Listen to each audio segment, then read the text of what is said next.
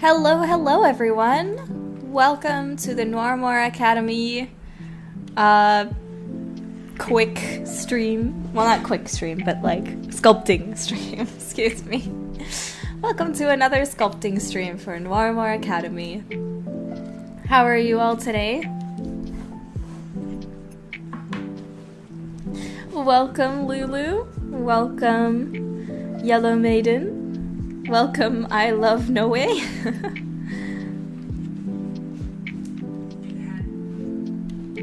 How are you doing today?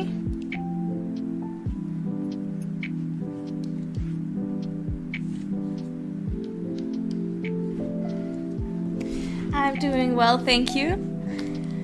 We're gonna look at keep continuing with sculpting on Mrs. Terrera.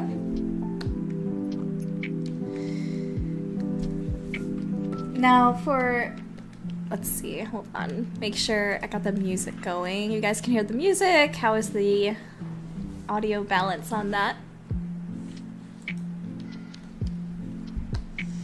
And of course you can see up in the corner that oh, wait, why is my YouTube studio not showing how many people are watching? Hello. Sorry, my YouTube studio is currently being a little off.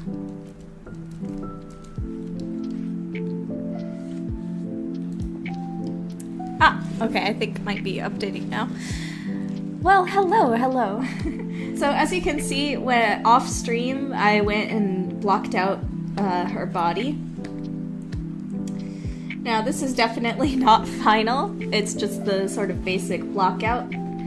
I'll probably be cross-referencing some other references and anatomy stuff to try to get it even more nice. But yeah, we've started the blockout on her body.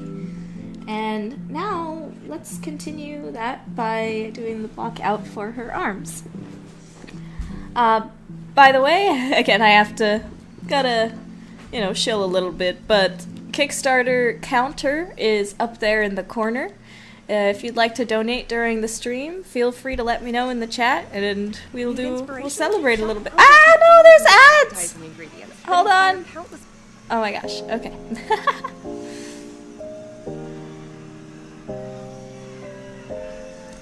Alright. Okay. Let's go. Oh, Celestial Vocalist, thank you so much. Oh, I think we just passed $500.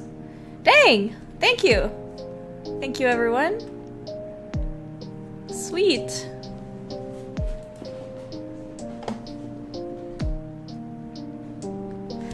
Welcome back.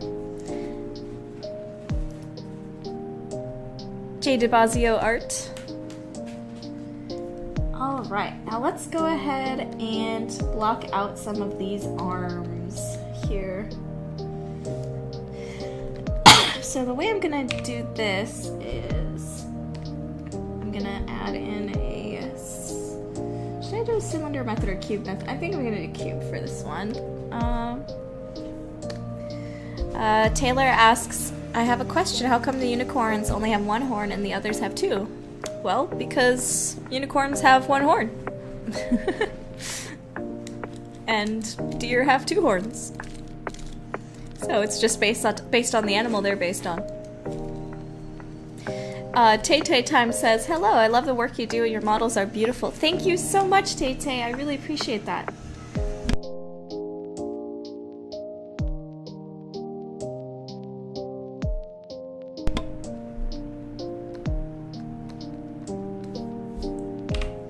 Let's go ahead and move this arm into place.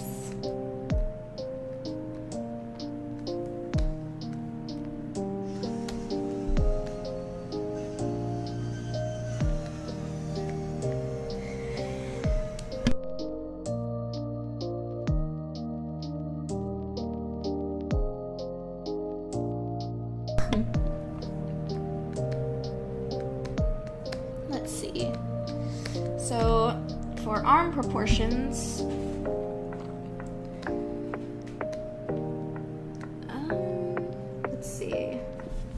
Your elbow basically ends at the end of your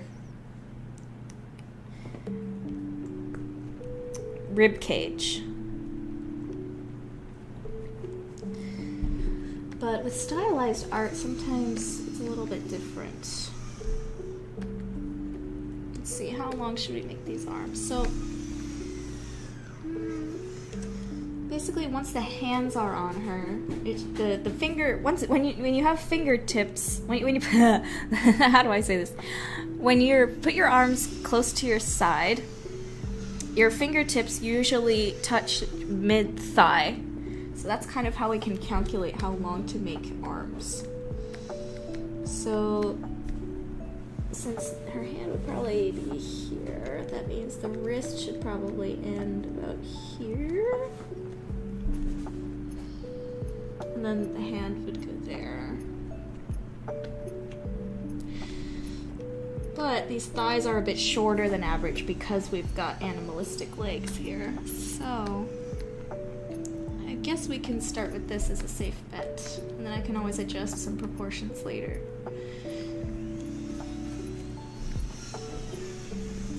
Taylor asks, do they have modern technology based on the 1940s? That's a hard question to ask because it's gonna come with, when the full game comes out, you'll see a lot more of the actual context for that. But they do have space travel. They didn't develop it though, it was a technology that came from other planets like Earth and Alikar. They have some more modern-ish technologies, but they might have been imported from other planets, or they have technologies that are beyond ours, but that's because they have such a different type of planet culture. It's a bit hard to explain on stream, but a lot of that stuff will be addressed kind of in the final game.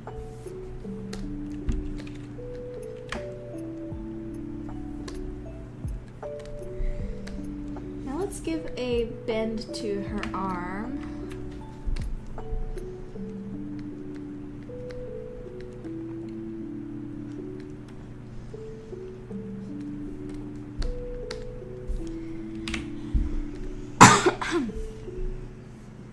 And then mirror it.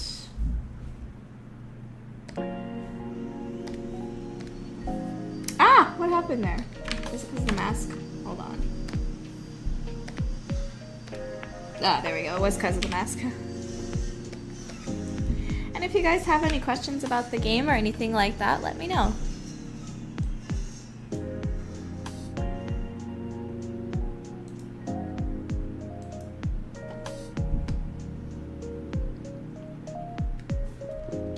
Oh yeah, I think I forgot to share this on my Discord server. Hold on. Let me do that real quick.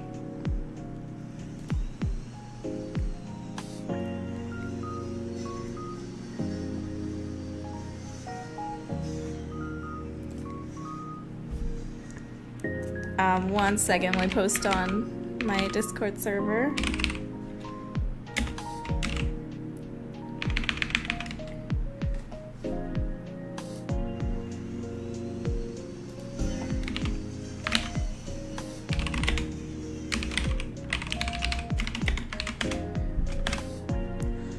Okay. Hello Hydrangea, hello Oscar, hello Swirl Beast, welcome, welcome.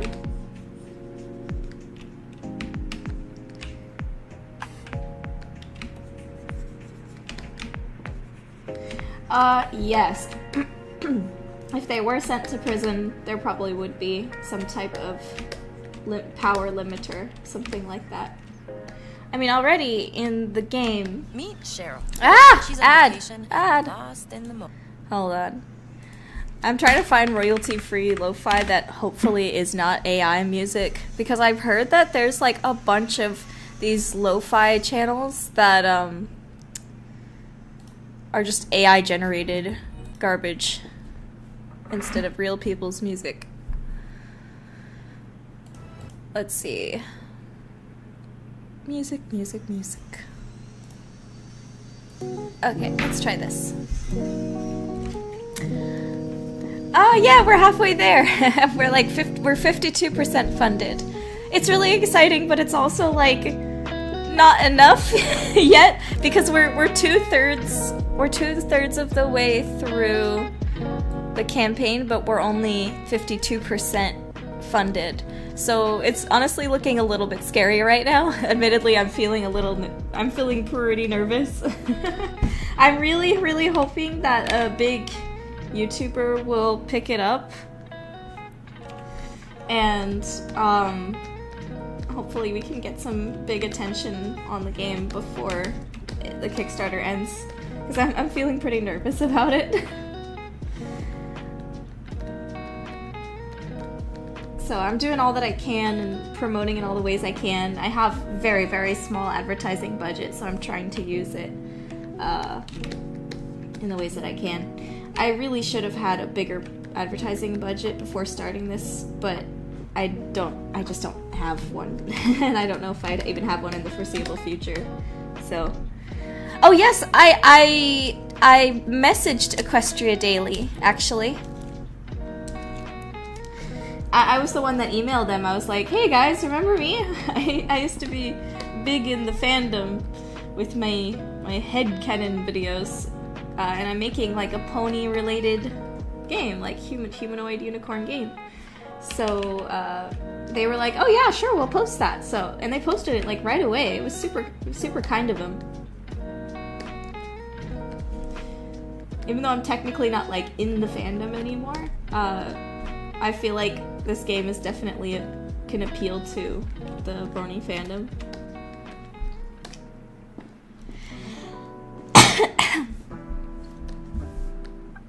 Oh yeah, like 8-bit Ryan.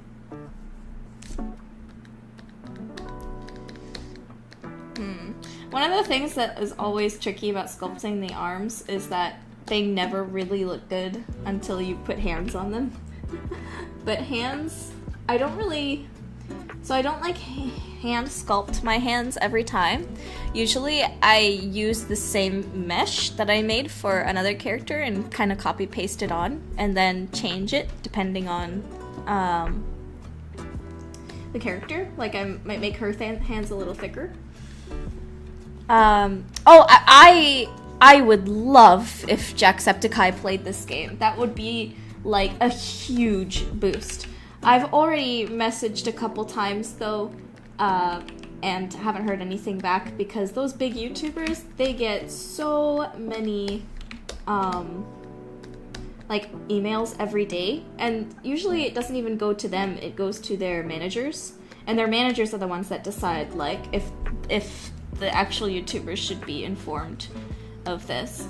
I've also tried like DMing on Twitter, DMing on Instagram, some of them, but again, they get so many DMs and emails that it's really tricky. And even if I've had a couple YouTubers, I won't say which ones for privacy's sake, but I've had a couple really big YouTubers where their management has gotten back to me and they say something like, sure, they'll play your game if you give us $90,000. And I'm like, what? Well, I definitely don't have that kind of cash on me. But they get so many requests that it can be really tough to get your game kind of out there, you know. But I've been messaging and emailing people like every day, trying to get this funded, and I'm not gonna lie, it's been really mentally draining. Feeling like screaming into the void, as it were.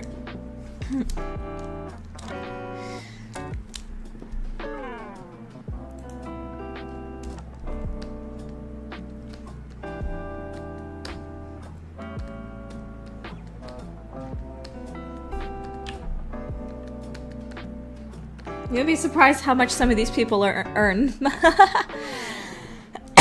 Oh, have I already asked Super Horror Bro? I don't know for sure. If any of you guys are interested in tagging some YouTubers in my posts, that's usually a good way to go about it. Sometimes it's a little awkward when like you as the game creator message someone. Sometimes they would rather have fans recommend something to them because it feels like a little less shilly, I guess. I don't know. if you guys think like someone would be legitimately interested in playing, you can feel free to tag them on some of my Twitter posts or Instagram posts. Sometimes that's a good way for people to discover games.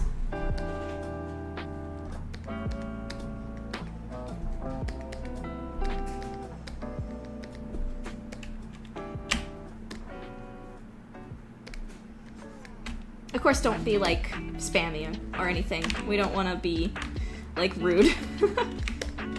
Because again, they get so many people trying to get their attention, you know.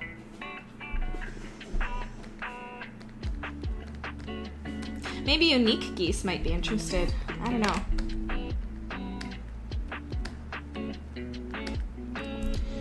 Let's see. So I'm gonna make some like temporary hands just to help me make sure I'm getting the proportions good. So I'm gonna make some. I'm just gonna make like cube hands, sort of.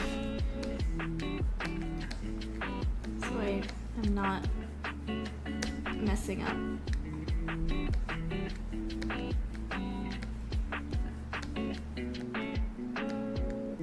I've been messaging like my followers on Instagram too, especially new followers that come in, and those people have been super kind. I've been getting so many like positive responses for DMing people, letting them know about the Kickstarter, and they've been super gracious and super kind about and excited too, which is really great.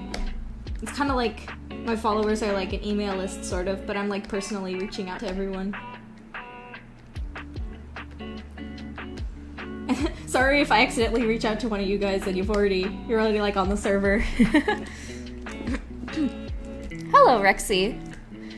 Welcome.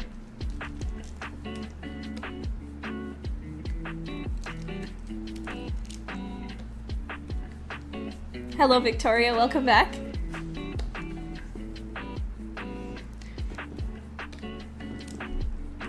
Let's see, color, no object.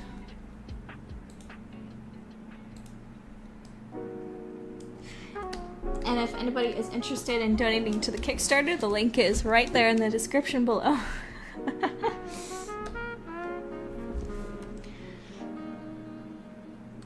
And now these hands will be red like gloves. Oh, whoops. I haven't colored the tail. Hold on.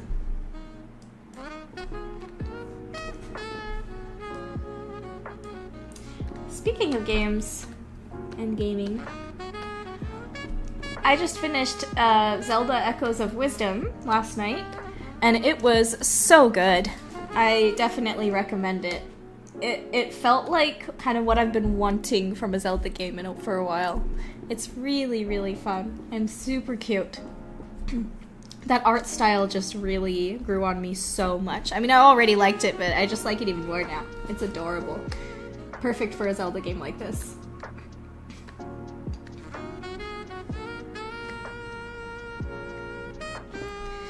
Lepiota asks, what's your favorite character in your game? Good question. I don't know. I love them all. It's cliche to say, but it can be really hard to ask, like... Okay. It's really hard because I really do like them all for different reasons.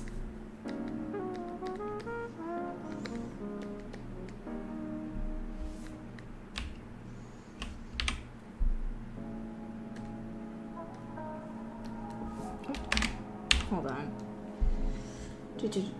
Snake hook. There we go. So I'm gonna make some really bad temporary... Oh, what the heck? I guess that's because Sculptress is on. I'm gonna make some really bad temporary hands.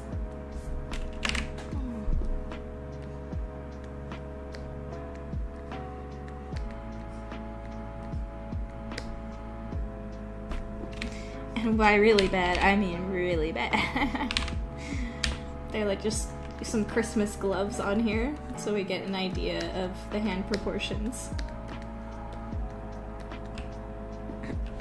Noelle Purple Cat says, as someone who wants to make games And I recently came across your channel. I just have to say I love your designs. Those kinds of models give me inspiration and remind me of my own characters. Thanks so much, Noelle. Wishing you luck on making your own characters too. Well, actually, let me ask you guys, who are your favorite characters? Oscar says Gina's up there, which makes sense. I think she's gonna be a fan favorite for sure.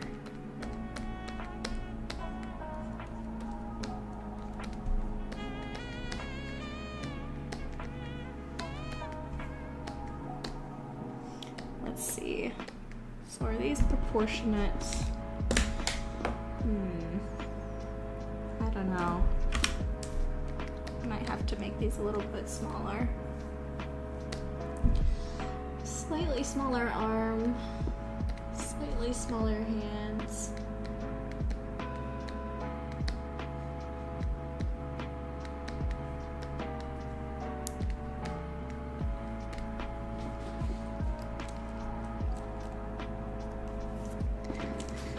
The freaking Soul, she's such a doll. Yeah, she's great. Gina and Marisol.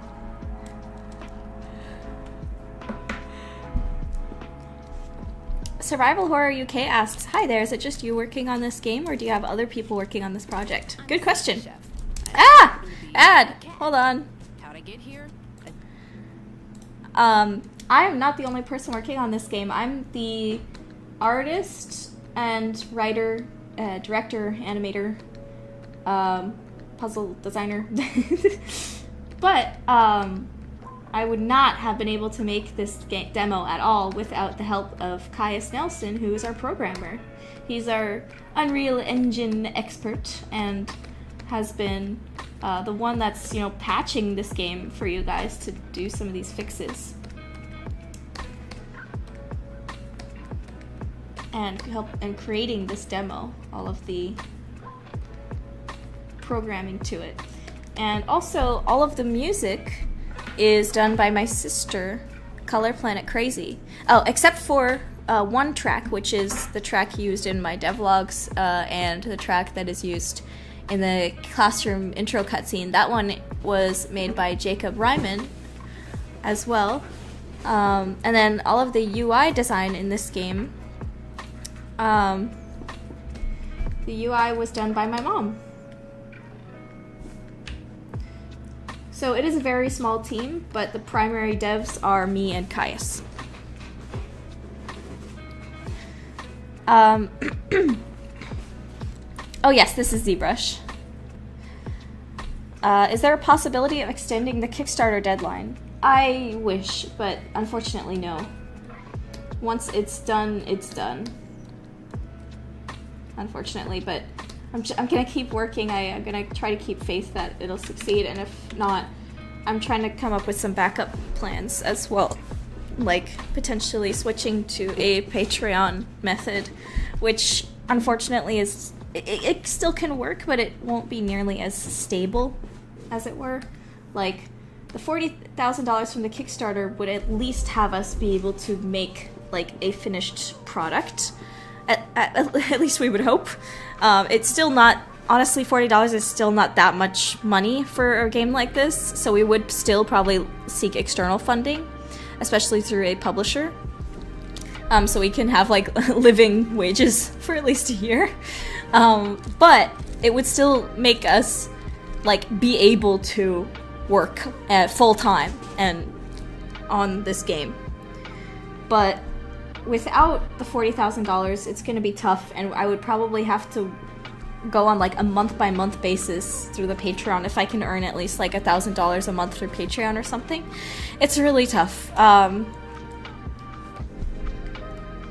Funding indie projects is tough.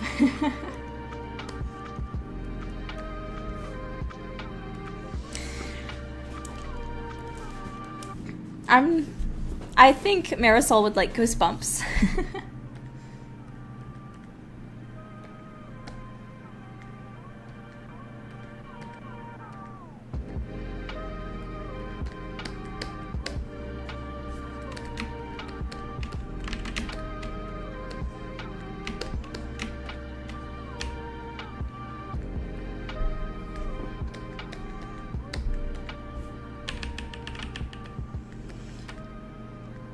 Which is one of the reasons why I think that what Glitch is doing is very, very cool.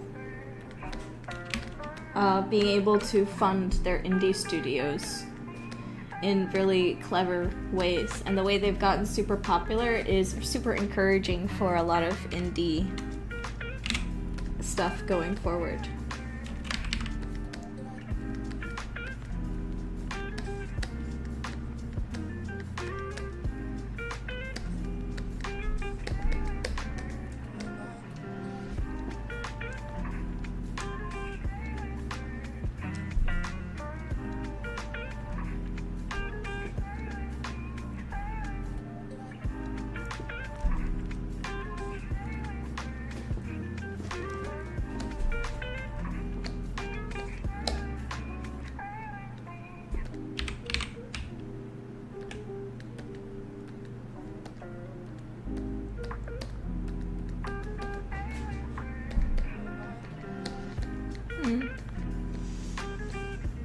I like big arms, but I'm wondering if they're a little too big here. That seems a little better. She's not like a bodybuilder, but she's very toned. I'm gonna up the resolution here.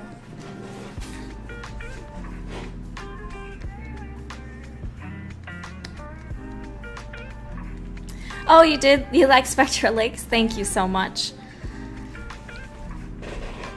I'd love to continue with that project if I could. Unfortunately, indie books are just... I'm trying to make a way for me to be able to sustain myself off of my art. And unfortunately, the books were not getting publishers and just wasn't working out. I definitely want to continue with them though. Maybe as an adventure game in the future, that'd be really fun.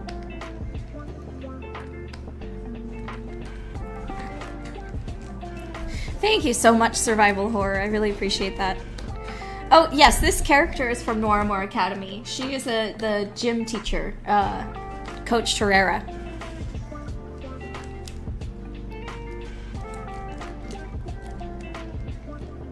Oh yeah, Celestial Vocalist Hydrangea is working on that. Very cool stuff.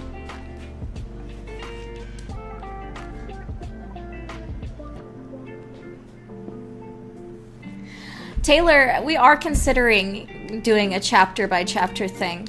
The problem with chapter games is, well, there's a lot of problems, potential problems with chapter-based games, like, you know, stuff not being fulfilled properly, or things that need to be changed, but has already been published as another chapter. So then you'd have to like do retcons and stuff. So if we did go chapter-based, we would have to really make sure everything is planned out piece by piece before releasing chapters. Yeah. No, she does not have a unicorn because she is a cow person. So, she's got her horns here. She's got cow horns instead. Like a Texas Longhorn. But she's not Texan, she's like Spanish. España.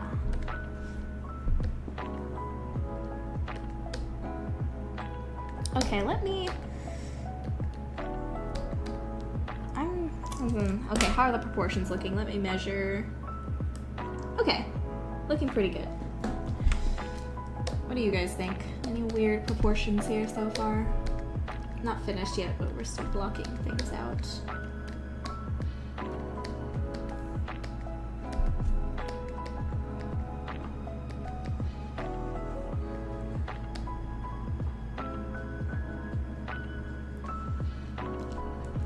The glove and eye color are based on what family they belong to.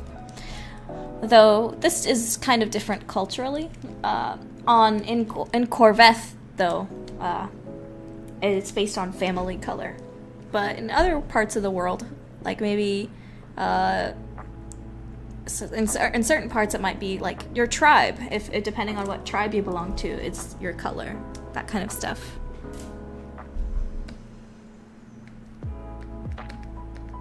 but in the culture of Corvette, it's based on family and family line.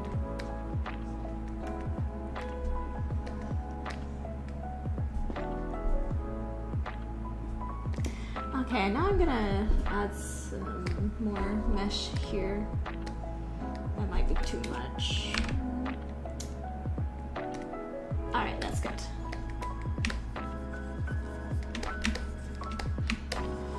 Okay, time for me to crack out some of the anatomy references, because I really want her art to look her anatomy to look good. That's one of my biggest struggles with my art, I think. One of the reasons I'm not quite professional level, at least when it comes to my 2D art. But anatomy is always important. So let me look. I'm sorry my keyboard is so loud.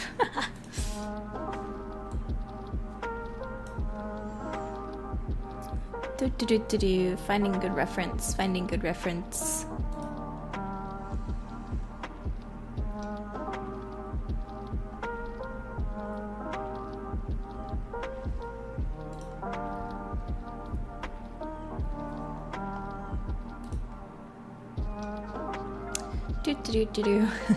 Sometimes it's a little bit tough. Ah! Oh, I love this one. Hold on. So, there's this great book called Anatomy for Sculptors.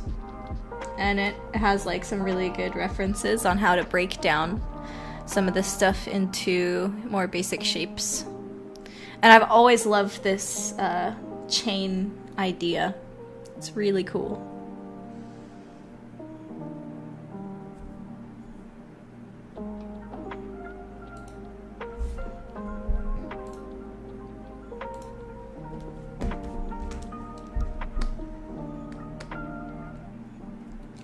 Oh yes, there will be even more horn types, definitely.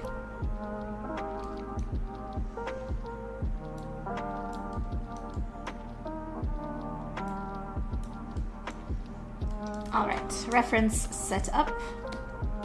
Let's work on sculpting more detail. Hello, not Lulu. If I had... A Kyrax J asks, if you had no limitations, what kind of games would you want to develop? Mariposa, pretty much. Sorry, I'm coughing. It's asthma stuff. Basically, if I had no limitations and budget, I would really just want to make Mariposa straight up. Potentially even be able to travel to, like, all the planets I have planned. And, I also would really like to do, like, an action game. Or a CRPG.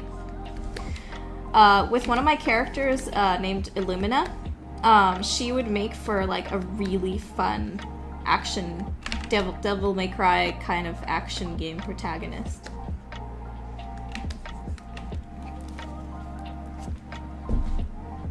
So, outside of Mariposa, it would be really fun to do cyberpunk action game.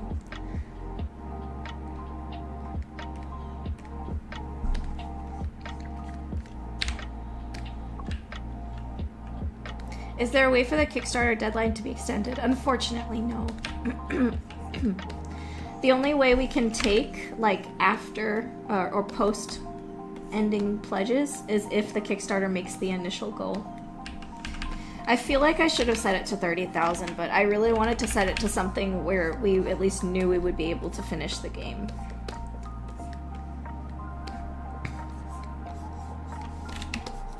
We didn't want to, like, have a bunch of people pledge $30,000 and then, like, not actually be able to fulfill the promise of finishing the game, which would really be just a crappy move. Even then, like I said, 40,000 is not quite a good budget to have, but I feel like that's at least enough for us to have some kind of finished product.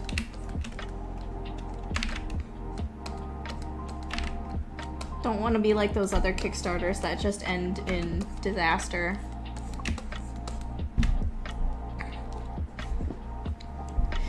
Emma, I would love to circle back to Dragon Queen at some point. I love that story so much. One of the problems I've had with it is that it spawned out of my teenage mind, and I felt the need to like really sit down and replan out everything so that so that it's not just like kind of very sort of immature story, I suppose. It's probably will stay YA, but I want it to be like good YA. Not to insult YA, but I feel like it gets a bad rep because there's a lot of bad YA books. I don't want to come across as like elitist or anything, but I feel like a lot of YA isn't even YA.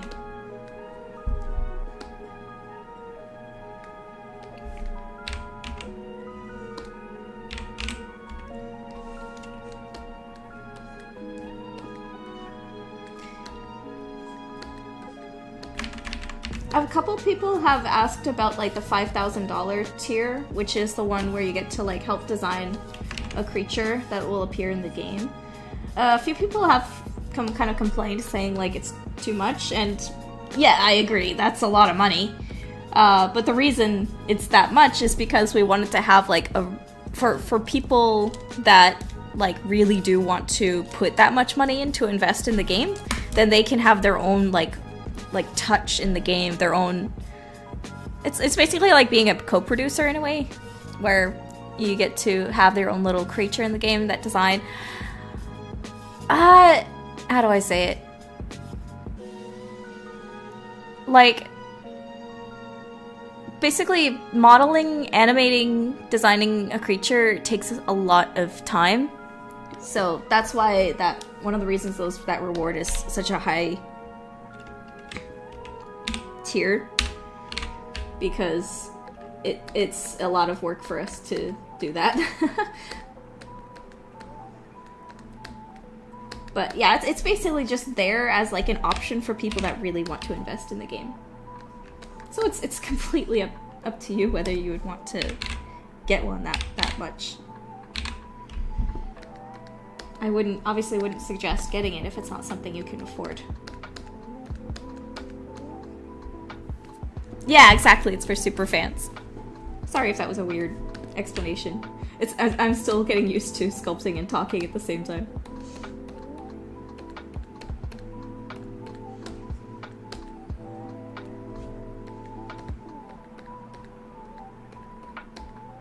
Also, I've had a couple people say that there's too many cutscenes at the start. I apologize for that, but as I explained in my video, devlog, it's really hard to introduce people to like a brand new setting. So I wanted to make sure that I took the time to make you feel pretty immersed in it and at least have an iota of an idea what is going on. So the beginning does have a lot of cutscenes, but if you'd like to skip them, or if you're not like a story person, then you can either skip the cutscenes or I don't know. It's kind of tough because this is a story-based game. This is kind of like if you're playing Until Dawn or a Telltale game and like skipping cutscenes. If you're not a fan of story-based games, then I just wouldn't recommend playing it.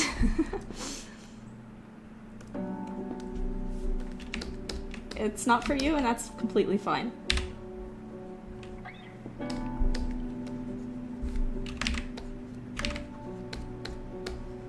Now, if this was like a gameplay-based game, I could totally understand that, but this is definitely more of a story-based puzzle exploration type of experience. So there's gonna be a lot of cutscenes.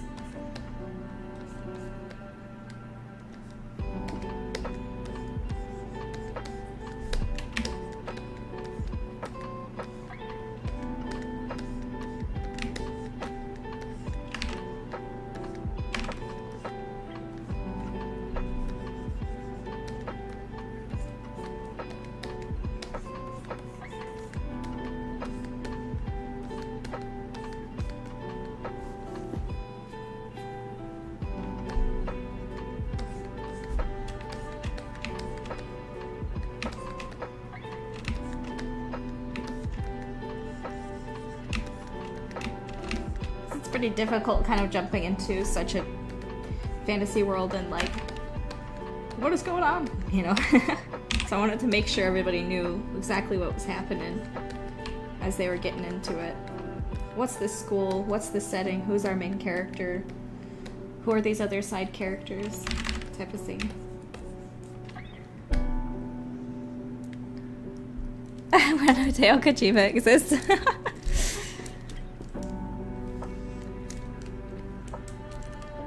Oh my gosh, Lulu, that sounds fun. Doing a story planning session.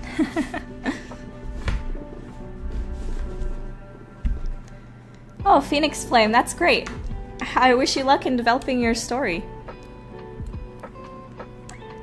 That's literally me with Withered. Yeah, exactly.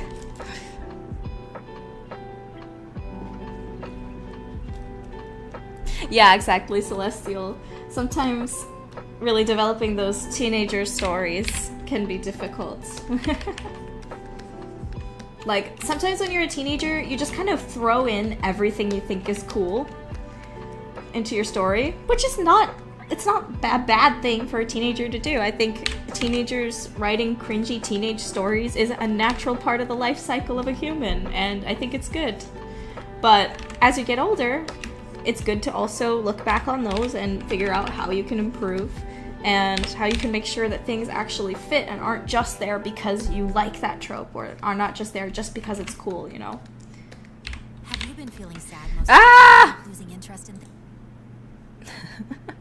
I should switch my VPN to Japan so we just get like Japanese ads.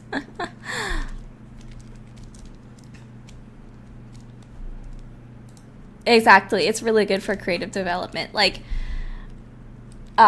me being in the pony fandom and like writing pony stories and headcanons, fanfiction stuff was really good for my writing development.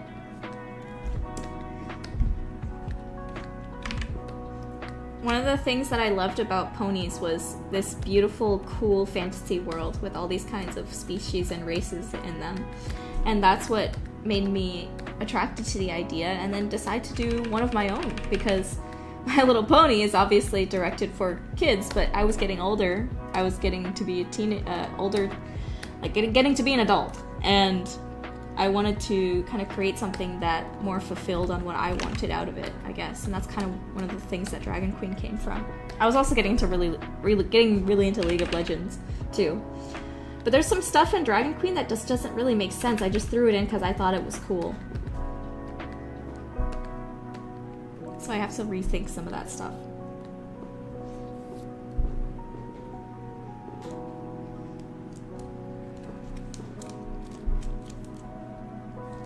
The MLP era.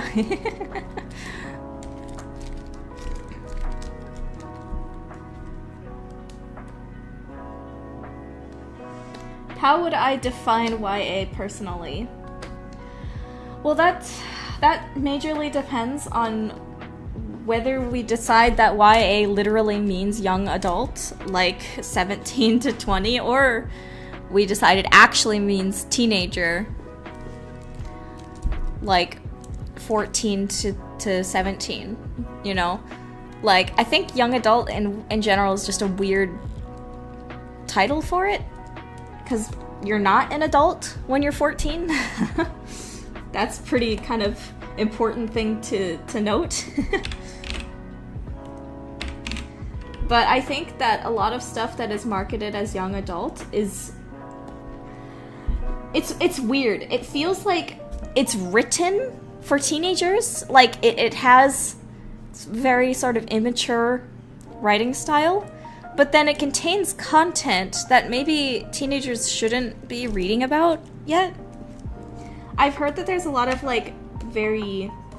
I don't know how deep I want to go on this topic, but there's, like, a lot of very mature stuff in some of these YA books, and very dark romances, but bordering on abusive stuff that I don't think 14-year-olds should really be reading as a, like, role model type of relationship. Not to say that I don't think that kind of topics should be taboo necessarily, but it really depends on who you're marketing it to and if it's marketed as something that is aspirational. It's definitely a tough topic, but that's kind of my basic thoughts. But I have heard that kind of the new adult genre is sort of a good balance in between that, where it is more for actual like 18 to 22-year-olds. Yeah, Lulu, yeah.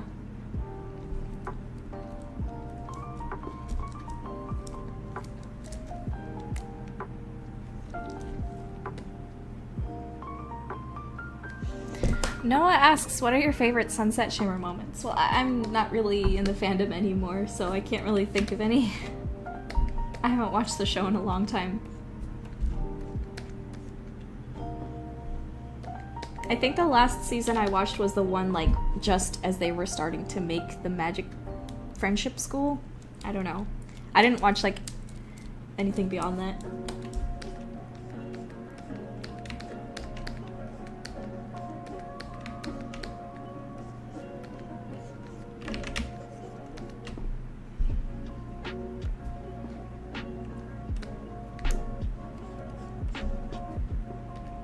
Yeah, exactly.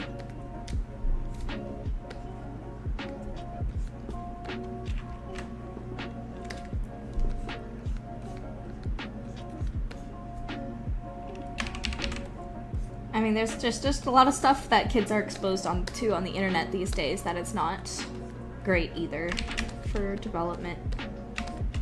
Especially in, like, believing certain things are normal when they're not. Like, certain types of abusive relationships that can be depicted.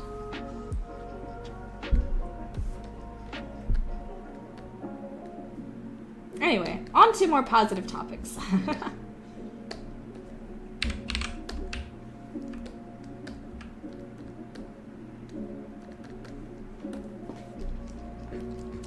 Thank you, Hinoa.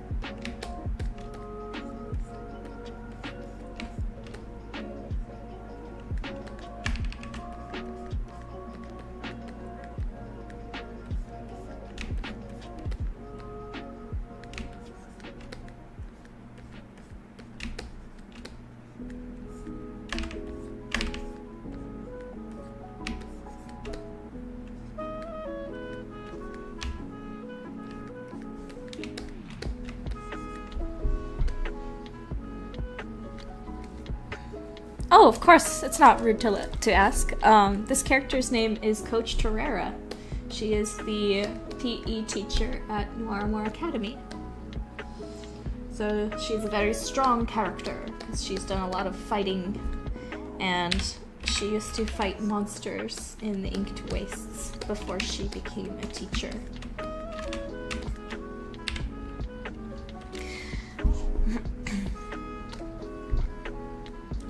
When you get your NASA supercomputer, gonna sit down and learn the model. Yeah, do it.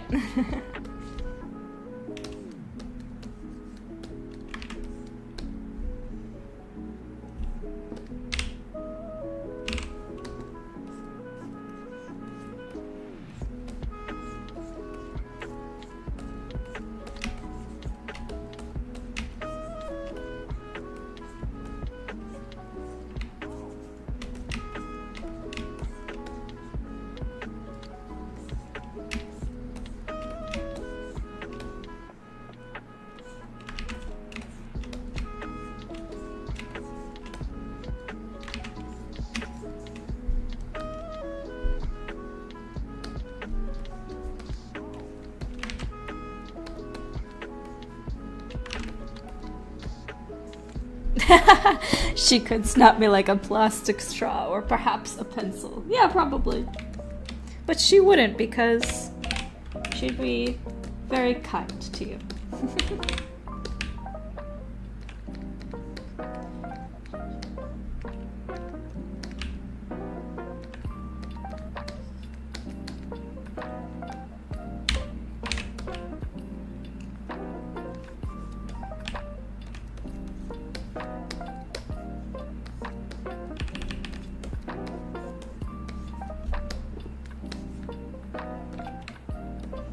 She's like a...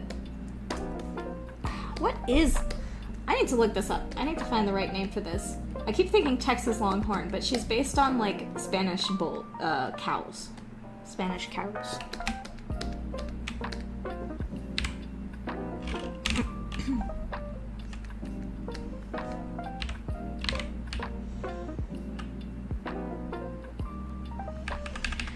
Currently, there is no plans for Rhino Cyquine.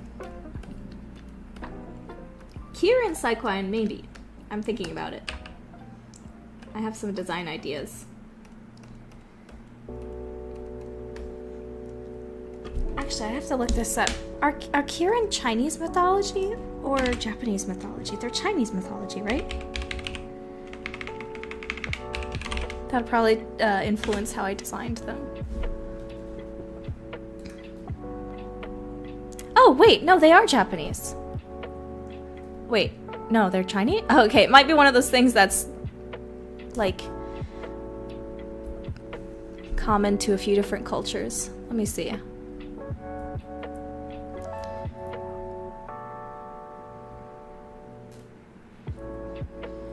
Oh, okay. Here it says, Kirin were introduced to Japan via Chinese myths and legends, where they were known as a Kilin. Over time, the Chinese and Japanese version diverged slightly into different creatures. In Japan, the Kirin is considered to be the most powerful and sacred beast of all. Ah, okay. Kilin. So they're slightly different, but from a similar Chinese origin. Interesting. I'll have to look more into that before I design one.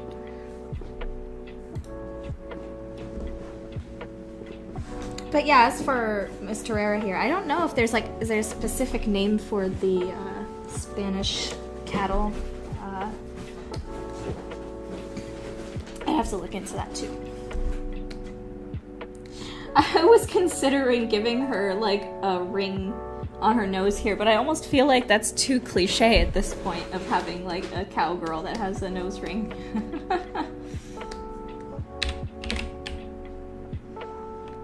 So I gave her hoop earrings.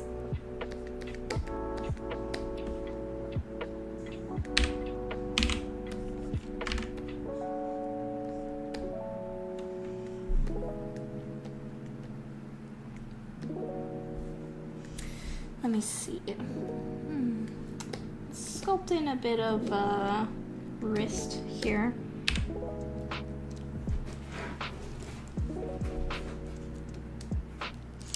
And also, it would kind of seem off for a school teacher to have a nose ring, I guess.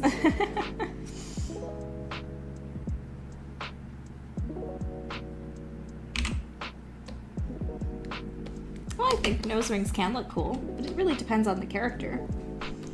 And she doesn't seem like the kind of character, especially as a teacher, that would wear one. Nose rings can be pretty cool, but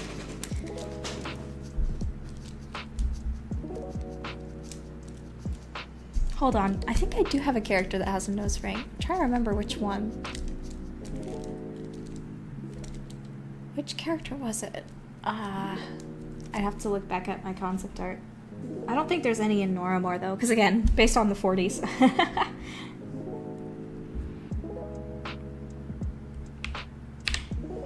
The colloquial names for a Spanish fighting bull are Toro Bravo, Toro del Lidia, or Toro Lidiado. Now that's for the bull though. Do they have any names for the female?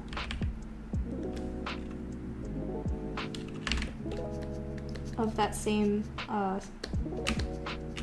species.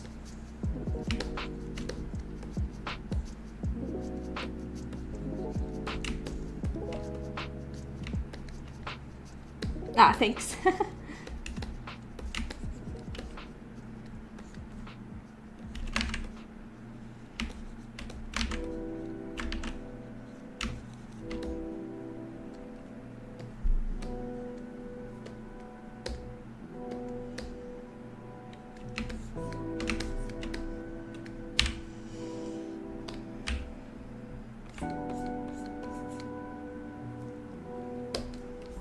Oh, there's a lot of alien creatures in the Mariposa-verse. Ah, Gerald's sister! Yes! She definitely had one. Kara, yeah. I really loved my redesign for Kara. Hold on, let me bring it up. That's a design, that was one of the designs that I actually wanted to model way back in the day.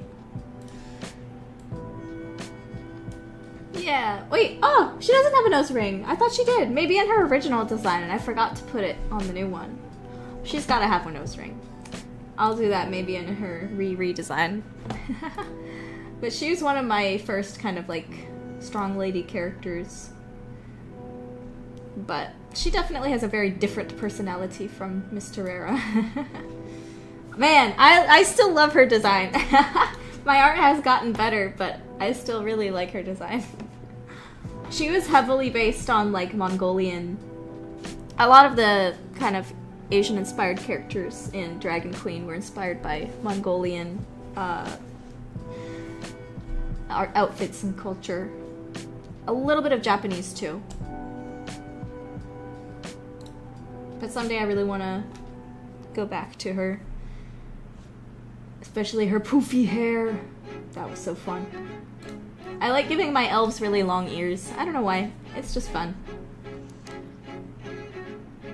It's really, like, expressive. One of the reasons, like, I like having kind of long ears or, like, animal ears and tails on characters is because it's really fun to animate. And really fun to, like, add a lot of expression to the characters.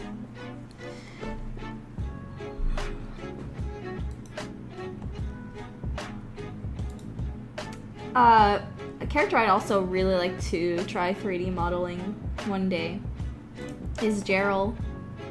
I really liked doing his redesign too. It felt so much better than the original design. Yeah.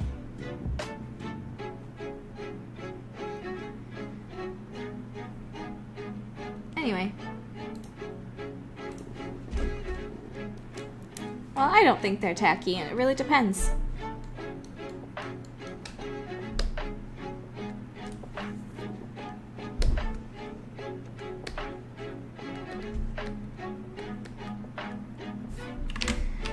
You can definitely, have to be careful where you get it done, though.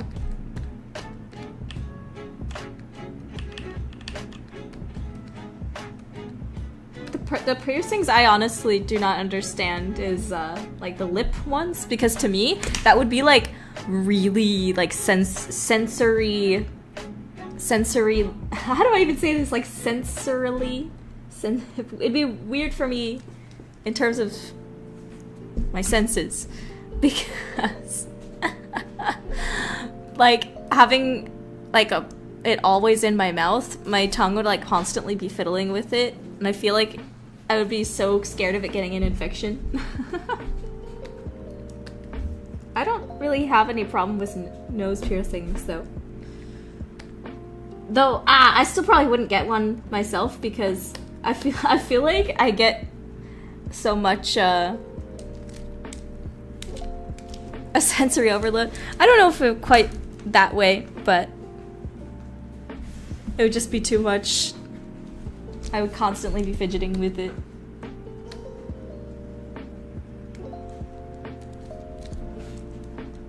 And would get, yeah, like, worry about it getting infected.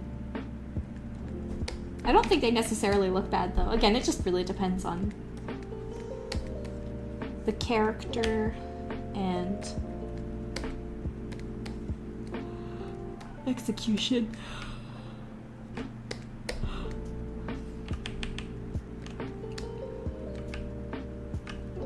But as for me personally, I think the only thing I can handle is ear piercings.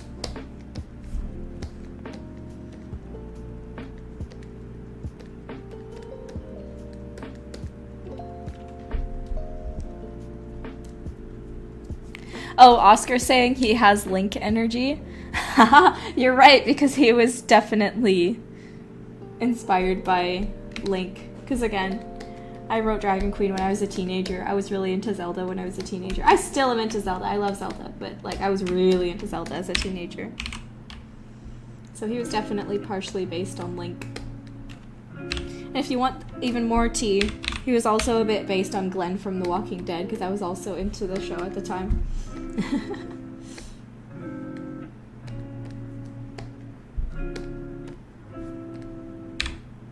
One of those random TV crushes you have as a teenager.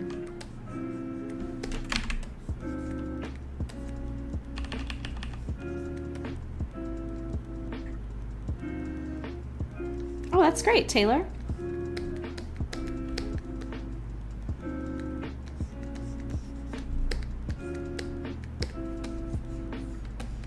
Spending a lot of time on these arms, sorry.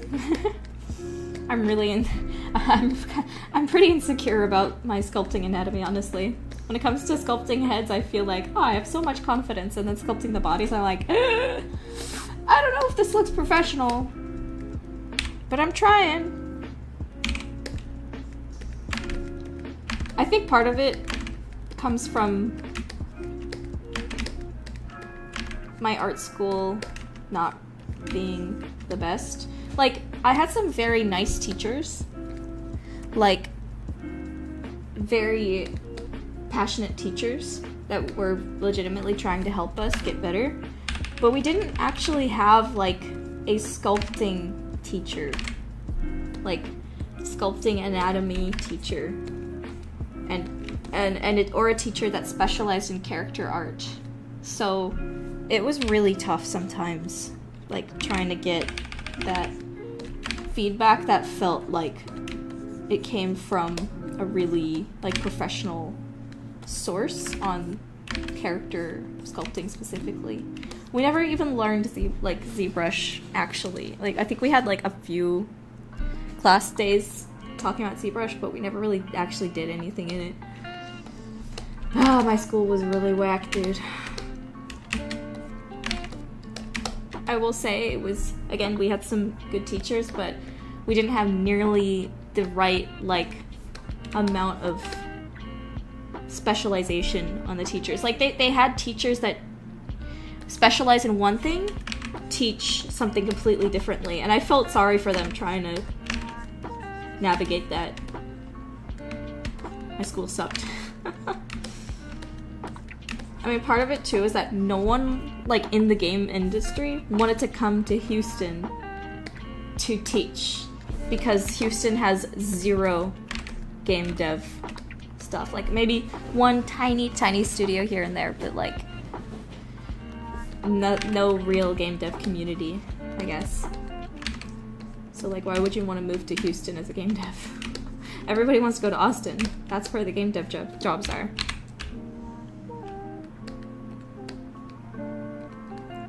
But that's why it was kind of tough to get that critique and stuff that I think I still really need. A couple of artists have been kind enough to help me out a bit, but obviously they cannot do that full time. It's just like small calls, you know. And I still really am thankful for their help, but I still feel kind of in this weird middle zone of not being quite professional enough to get a job. Full-time job at like a big studio, but also not being like inexperienced enough to need help with every little thing, I suppose. I don't know. I still have just not been able to get a job in the industry, so it's been kind of tough on my self-esteem a bit. I feel like I really need to have a more diverse portfolio of styles to be able to get a job. But the problem is that I'm focusing so hard on trying to get my indie games out there that all of the art in my portfolio is just one style. That's my indie game style. Anyway, rant over. The game industry is really whack right now, and everybody's getting fired, and it sucks.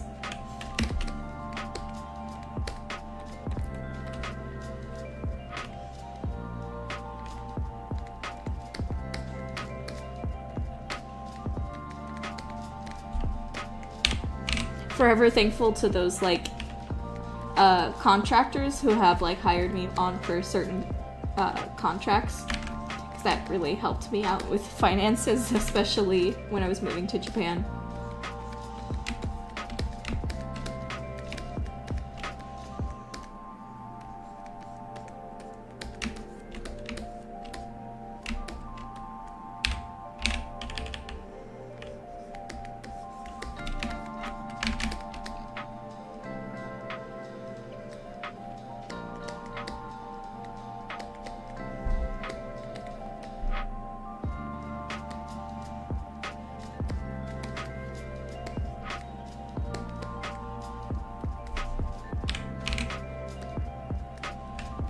Oh, I'm not in Japan anymore, actually. I don't know if I made an official announcement about that. I think I did on Instagram, but like that was just a story, so it got deleted.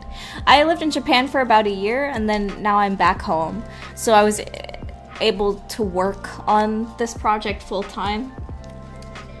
Because basically I cannot live in Japan and stay there if I'm working on an indie game full-time. I tried. I like went to the visa office. I was like, hey, is it alright if I get the artist visa? And they said, no. You cannot get an artist visa because you have not won any monetary reward for being an artist. And I was like, huh? And they said, yeah, like, in order to get an artist visa, you have to have won an art contest and gotten money from it. And I was like, that seems like a very strange requirement for a visa. So I don't know. If I want to go back, I'll have to enter some art contests. So I basically had to come back in order to be able to work on my game full-time. Which is tough too, because Japan is a much cheaper place to live right now. So I was able to, with my English teaching job, I was able to live there pretty comfortably. At least my job gave me like very little money, but I was able to at least like live and be able to buy food and stuff. But I cannot do that in America at the moment, so I'm staying with my parents.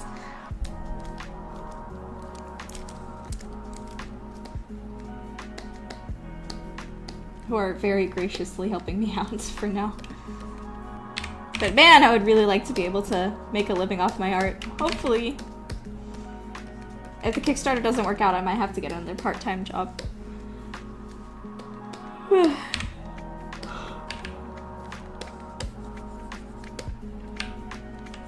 Oh, and I was also thinking of getting like a business visa. But again, the requirements for getting a business visa in Japan are crazy. You have to have at least like $30,000 in your bank account at the time of applying for the visa. And you have to have an office in Japan. So you have to have a living space rent, and you have to rent an office, which is a lot of money to have both of those. So I was like, well, I just don't have that kind of money, so I cannot do that. So I had to, I really hated it, but I was like trying my best to stay for the sake of a couple reasons, but I also love America too, so I'm not like mad to be back. It was just really difficult dealing with like stressing out about whether I could stay or not, and it cost money also to move out. and the flight ticket was super expensive in September for some reason. It was like $2,000 for one way to America. I was like, why? Why is it so expensive? So I like drained my savings. Crazy stuff, dude. But I'm a lot less stressed now that I'm back. Come to New Zealand. I would love to at least try to stay in there. Like, I'd love to take a trip there to like experience it and see. Yeah, maybe, who knows? Maybe I do want to move to New Zealand. I don't know.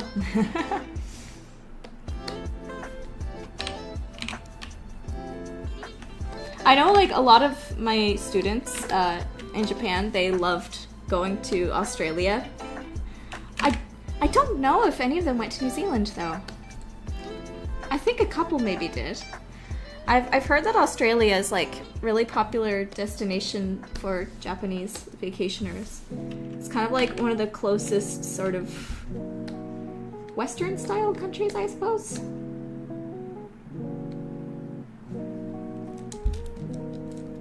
Oh, thank you, Mime Deterrent.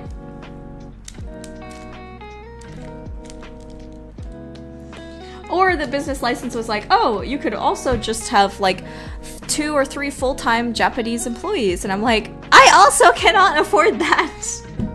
So, yeah, so I had to come back to the US before my visa expired because I really didn't want to work at that job anymore. I was like, it wasn't the worst job in the world, but man, it was really tiring and stressful for someone like me. I met a lot of really cool people though. A lot of my students were amazing people and really fun to talk to.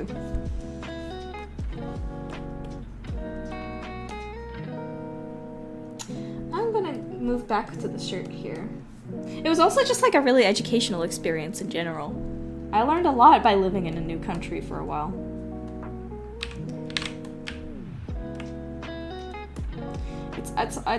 If you guys have the opportunity to do it, I think living in another country, it can help change your perspective on things, kind of make you a more mature person, I suppose. Learn new things, learn a new culture.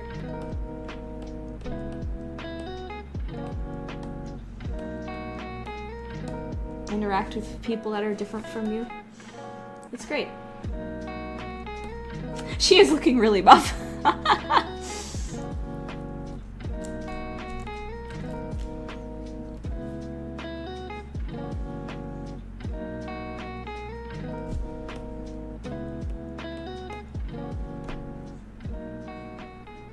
You want to visit the places Bluey was based on? Yeah, you know what? Do that. Have fun. That sounds like a fun vacation plan. Oh, you'd love to visit Ireland? Me too. I would really like to visit Ireland. In general, there's a lot of... I'd love to just travel to many different places in Europe someday. As well as, I'd really like to visit, I think,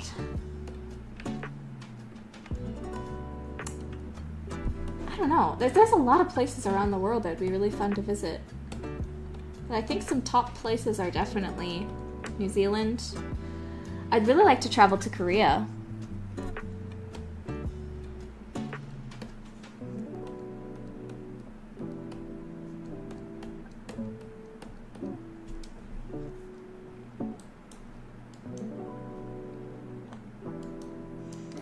Where did I put that? Here's some more references.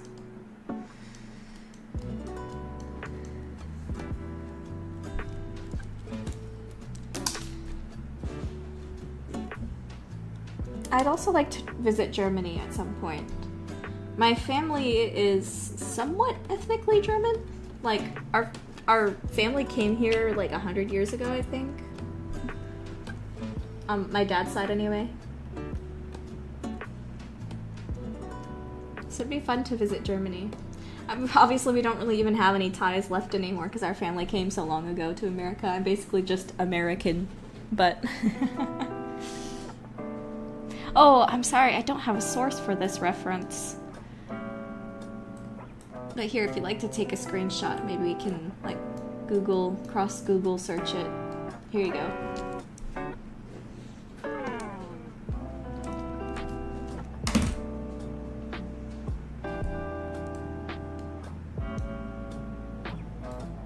Oh, I'd love to visit Norway too. Yeah. I really wanted to go to Italy, I think. Italian beaches.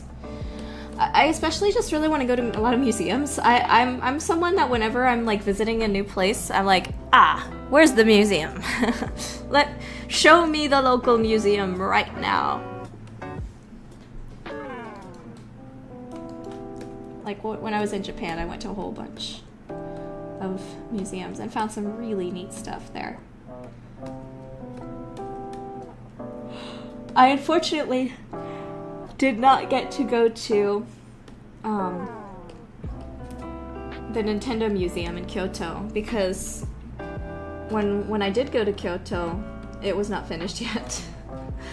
Originally they said it would be finished by then, but unfortunately they had some delays, so I could not go. But maybe next time. I definitely want to go back to Japan at some point when I have the money. Got some friends there.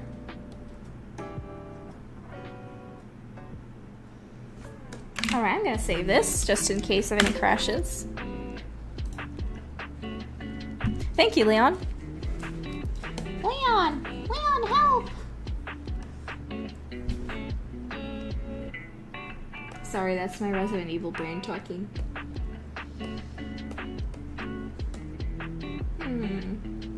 Okay, so let's go ahead and add some more mesh onto this torso. That looks good for now. Oh, turn on symmetry, there we go. Okay, how is this gonna look? Uh-oh, is it symmetrical? Is it symmetrical? Hold on. Maybe it's the belt that's not symmetrical. Yikes. Anyway. Not that big of a deal, I guess.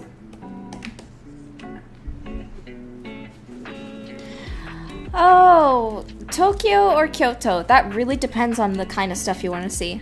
Kyoto is more of a historical town. So it has a lot of incredibly beautiful historical architecture and city sections. Beautiful gardens, beautiful temples, beautiful shrines. Just a lot of historical-based stuff and some great museums. Tokyo is definitely the more modern city, so you'll find a lot of the more tech stuff, video game, modern stuff. So it just more depends on what your preference is. You want to go for the more pop culture, tech, like lights, camera, action type Japan, or do you want to go to the more calm, historical, peaceful? Though I will say Japanese tourism has been like at an all-time high recently. So even the more peaceful areas can be just like filled with people right now. So that's the one kind of negative currently. Like when I went to Harajuku, like every time I went to Harajuku, it was crowded, like crowded. So if you are someone that has problems with small spaces, claustrophobia, I really don't recommend going to these big cities in Japan. Everything is small there, and there's always lots of people everywhere. So, especially if you're uncomfortable with like accidentally getting bumped into, jostled, touched, going on like a big a train that's just like full of people to the point where you're like just crowded in like sardines, I don't recommend Japan. Or I do recommend Japan, but maybe more of the countryside where there's not nearly as many tourists. But if you can handle that stuff, like I kind of can, it's still a really credible experience. Oh, the food in Japan was just incredible. Obviously, like you always hear people talking about East Asian food and like really good Chinese food, and Japan is definitely, it's got some great food.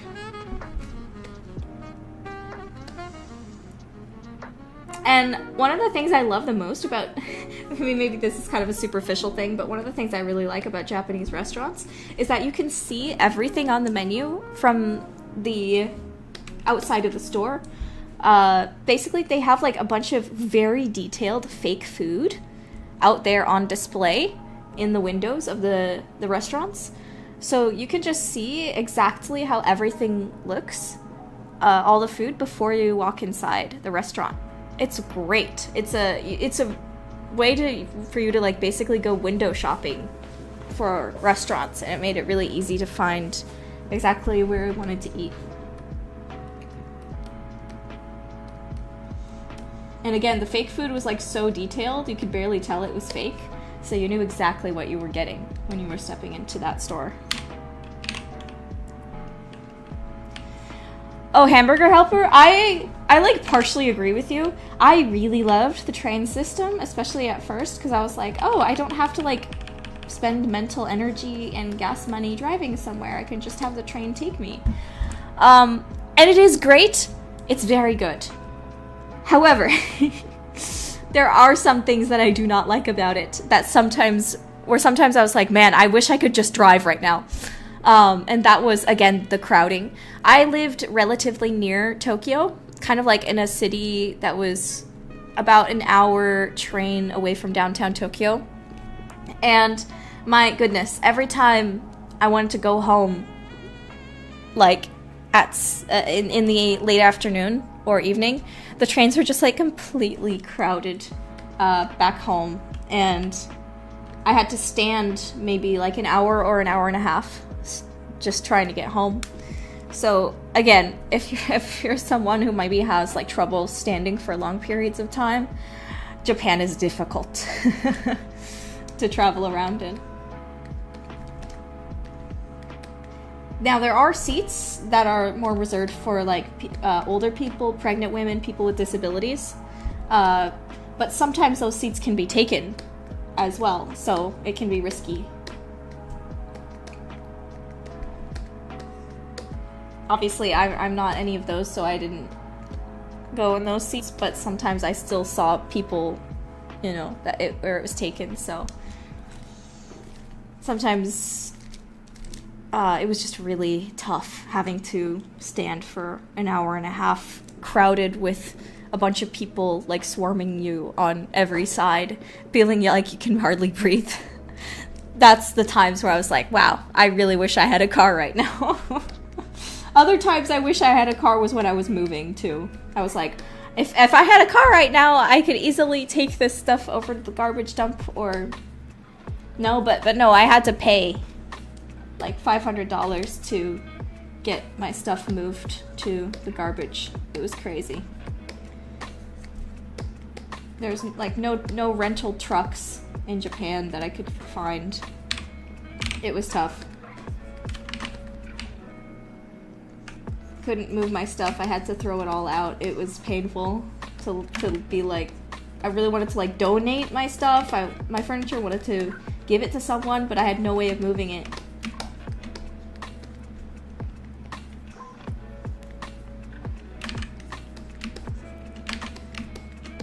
So that's the good thing about cars, is that they really do help with your like personal freedom.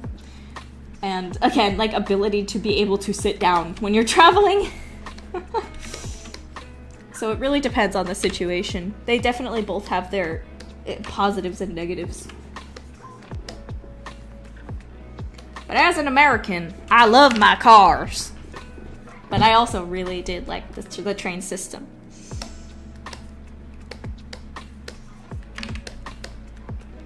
And I do wish we had much better public transportation here, especially in Houston. Houston public transportation is like non-existent. Everyone is just using cars. Our whole city is just based off of cars. Everything is cars based.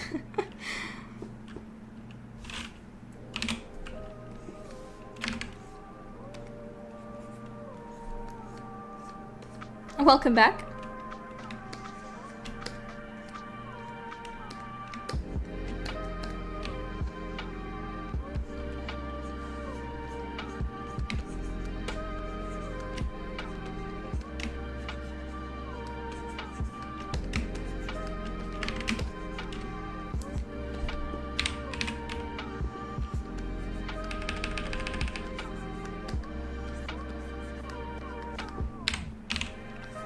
I don't know how much of the back muscles would be showing through this shirt. I think I might have to look more at the references of the actual shirt.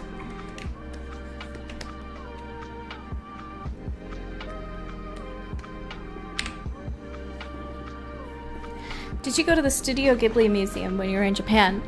No, I didn't. Actually, it was really, it was like completely sold out.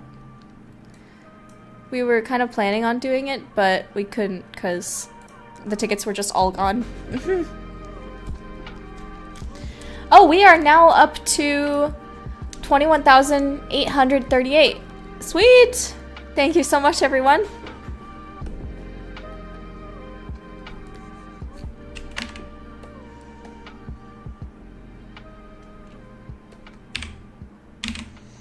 In my area, you need a car to access the public transport. It's a 12-hour walk in the middle of nowhere. Oh my goodness gracious. Yeah, not fun.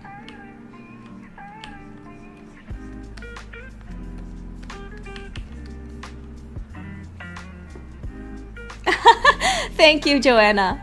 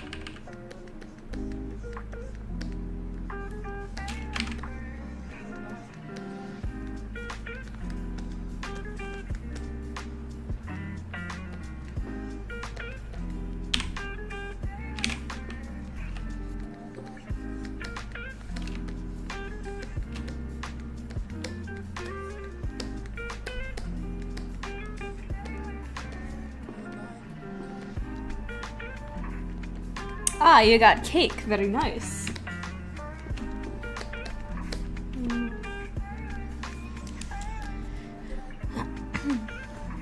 Oh, thank you. Sorry. A Cyrex?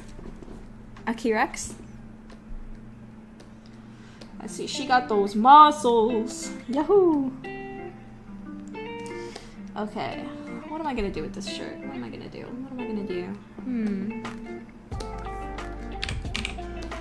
Need some wrinkles here? I don't know. I need to look at my references. Hold up. 1 second.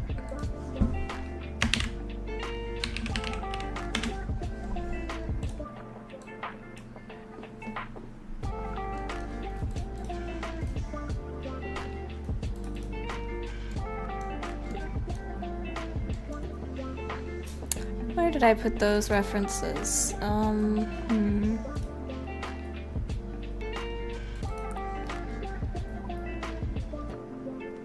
Where did I put those? Hold on. Oh, here I did. Okay. No? Dang it.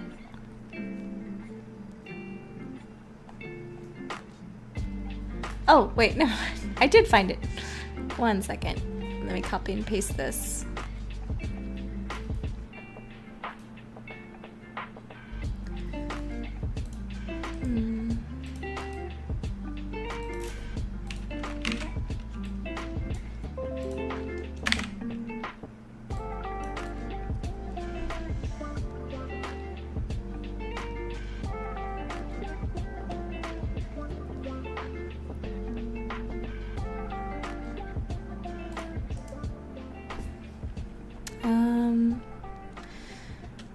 Maybe that one? Early Black Friday deals. Ah, evil ads!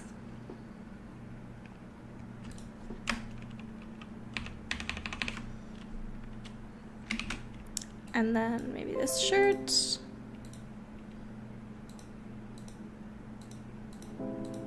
Okay.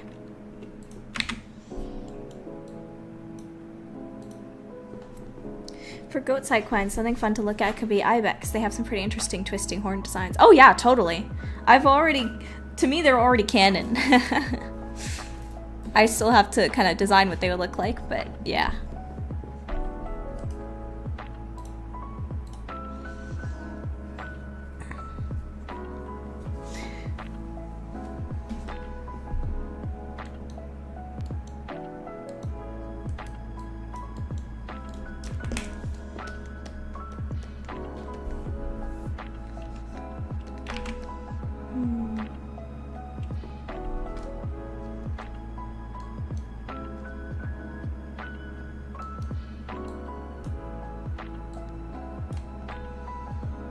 See, she has these tiny sleeves. So I need to make sure those are separated off.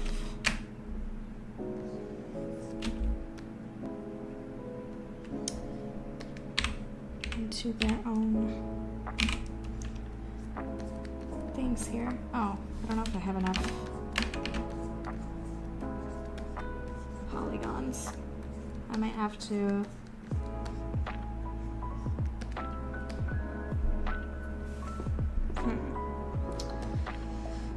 well, let me try this.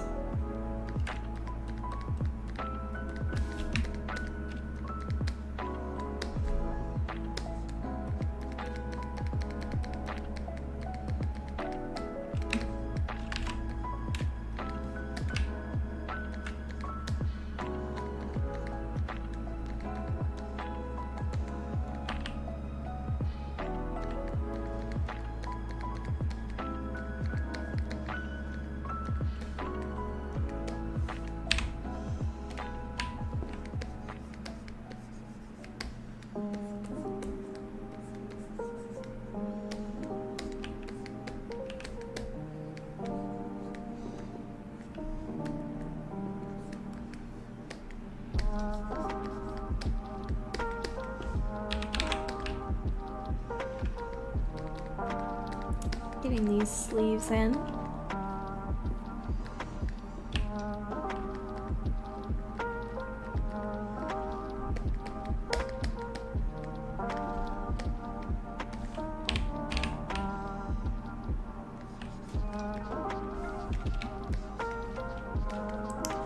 What would happen if a cyclone fell in love with someone from another planet? Ah, well, I don't know. Probably just fall in love, maybe get married, maybe have a kid. Do you mean like how people culturally generally would react to that, or like how the kids would look, or?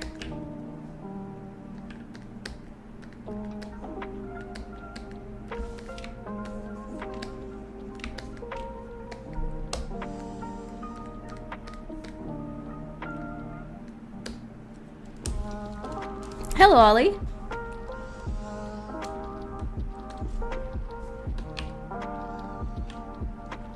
Hello, Mibook. Sorry if I pronounced that wrong. Some of the characters in this game sort of remind me of the trolls in Homestuck or Hive Swap. Nice. I'm not really a Homestuck person, so I don't quite know much about the trolls. I think I read some Homestuck a while back, but I don't think I ever even got to the part where the trolls were introduced. At least we know for sure, though, that cosplay of this game is totally possible. There's been so many people that have cosplayed Homestuck that it's almost like we probably got like, no ads. That. At least we like know that it's possible to do like kind of black and white or grayskin cosplays that look good, you know? It'd be really cool to see. Okay, so cultural and kids looks. Okay. Culturally, I don't know if I can comment on this yet because that'll probably be like in the final game, some kind of coverage of that. But basically, as I was saying last stream, Noives is a little bit isolationist to some of the other planets, because various reasons. I think one of the things we were toying with in the other stream was like the fact that their bodies are very like mineral rich, and their horns have special crystals in them. It could be possible that it's dangerous for them to go to other planets and potentially killed. I know it's a bit dark. A little killed for their crystals, kind of like ivory. Some elephants are killed for their ivory, but also it's just their culture in general is a little more inward, and it would probably be a bit strange to date someone from off planet, but not like illegal or anything. I don't know, it's still something I'm toying with.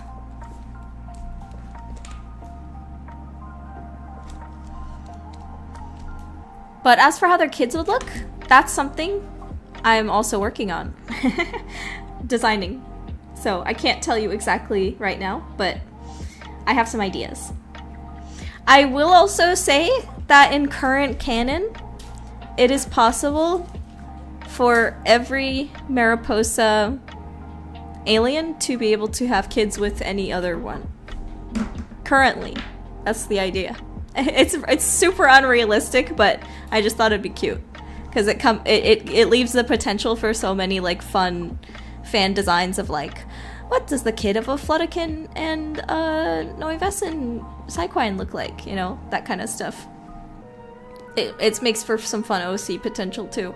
I mean, even the protagonist of Mariposa, she is half human, half Flutterkin.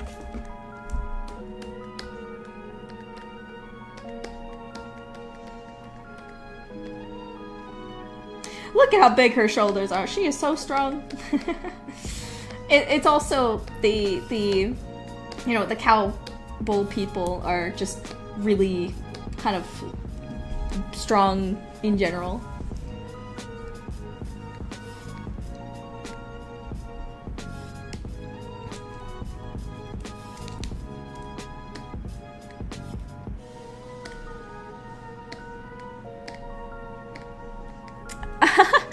Well, thank you. I think it'd be fun to have a huge fandom, though one of the things I've always been concerned about when it comes to having a huge fandom is all of the sort of drama and controversy that tends to happen with those. I mean, poor Gooseworks, she's had to deal with the fallout of having just a giant fandom blowing up about Digital Circus, and has had to kind of make some statements on things because of how rabid some of those fans were acting to each other. I definitely feel for her in that.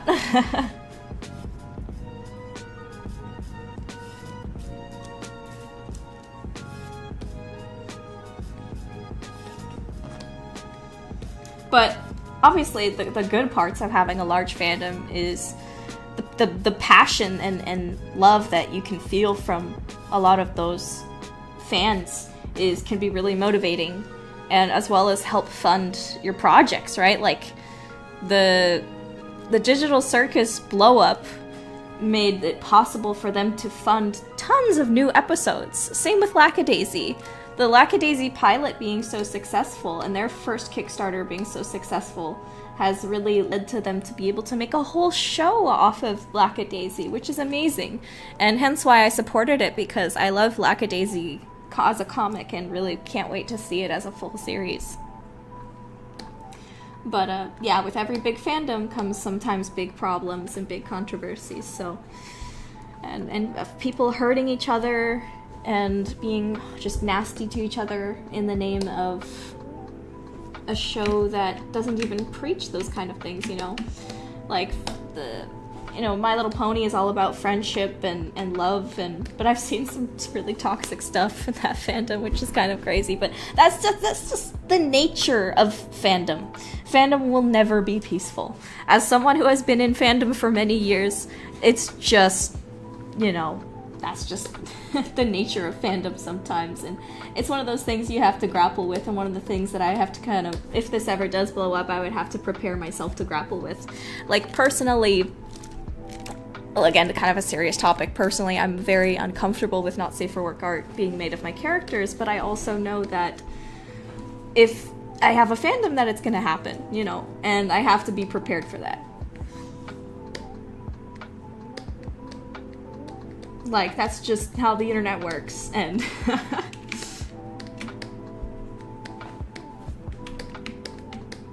one of the things I would be kind of, you know, hopeful though is that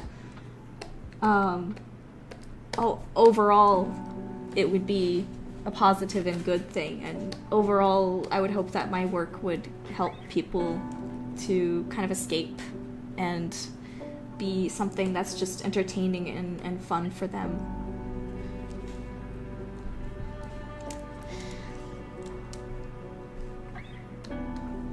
Ultimately, I want my stories to be just something that is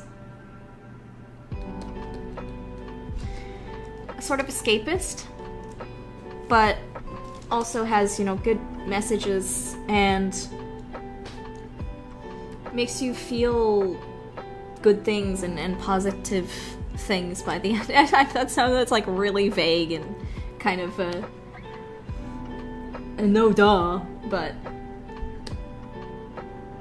I feel like sometimes we're lacking kind of escapist fantasy these days, so.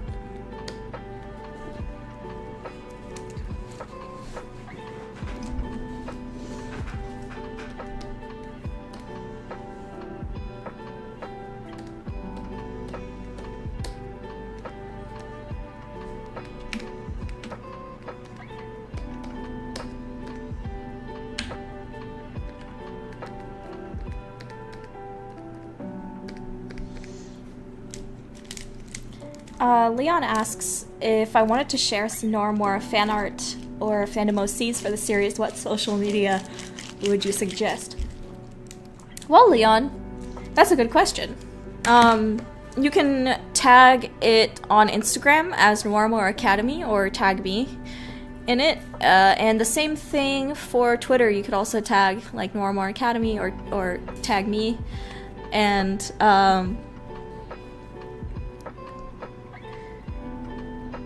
so yeah, Instagram and Twitter I think are kind of more my more common social media stuff that I look at.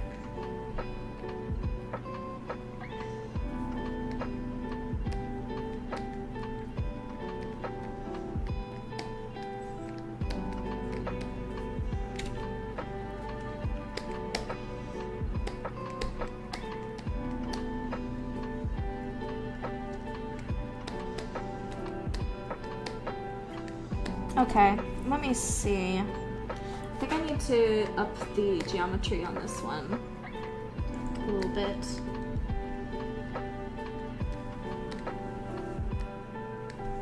But yeah, I kind of, if this ever does blow up, I definitely want to avoid like big fandom drama type stuff, and I feel like when a lot of creators are so like social media heavy, sometimes it can seriously affect their productivity or work levels.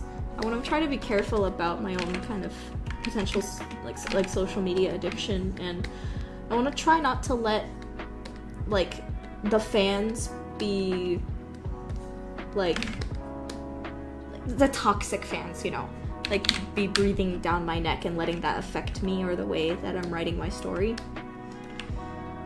I want my story to come from my heart and hopefully be a positive influence.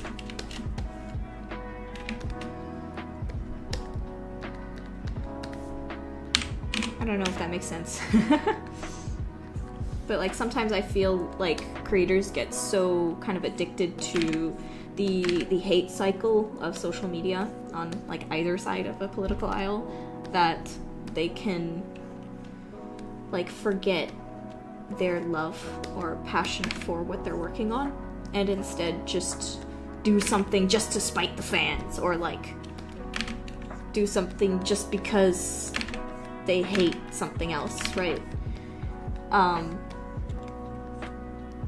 feel like sometimes, maybe right now, I feel sometimes there's a kind of a lack of love in some modern media. A lack of love for the craft, a lack of love for what you're doing, a lack of love and wanting to make something that is giving to the world, or I don't know. Just some things I've been thinking about. The best projects are usually the ones that have some serious passion behind them. Stuff that you can feel in things like Lackadaisy.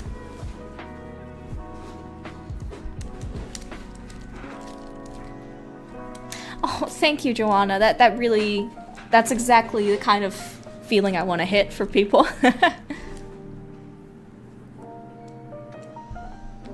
Are there any non-mammalian sidequine?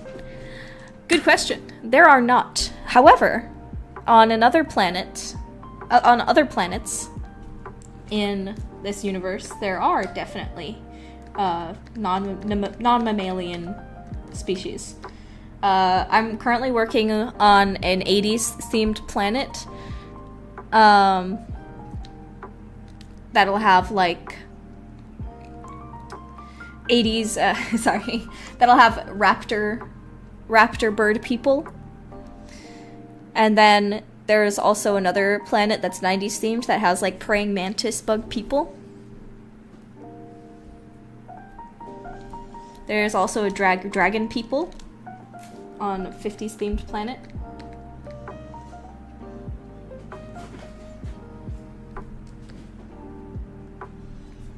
Seahorse cyclone, that would be fun.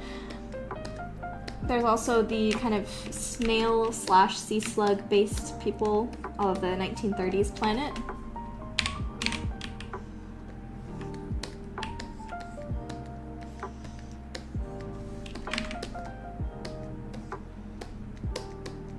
And they're also kind of like mermaids, sort of. Like they can... Anyway, I'm still working on those things. Thank you, Hikari. Welcome to the stream, Hikari.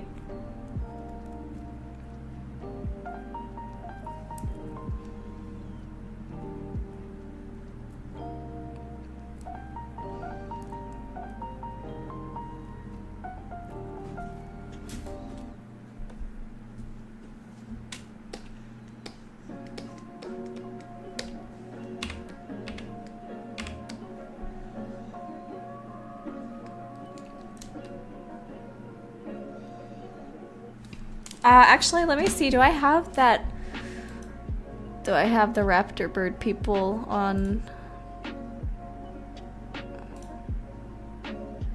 One second.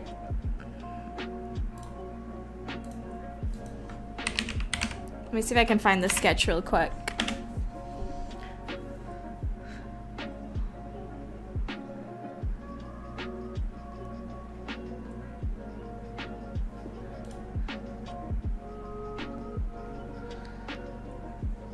Where did I put him? 1 second. What the heck? Ah, here it is. This is a... Hold on. This is a concept sketch for the raptor bird people. Kind of like harpies, but with some dinosaur influence. Like they have some scales and stuff.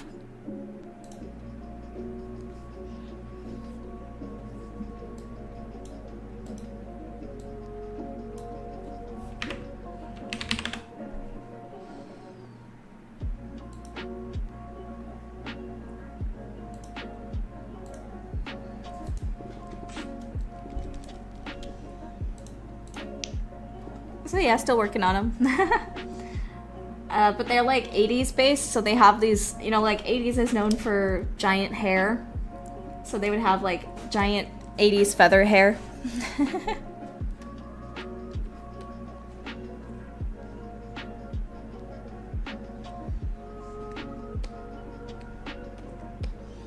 Okay, I think I'm gonna look at the pants a little bit now.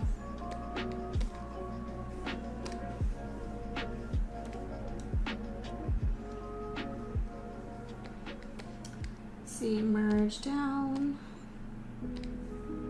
merge down. Okay. Now let's merge all these together.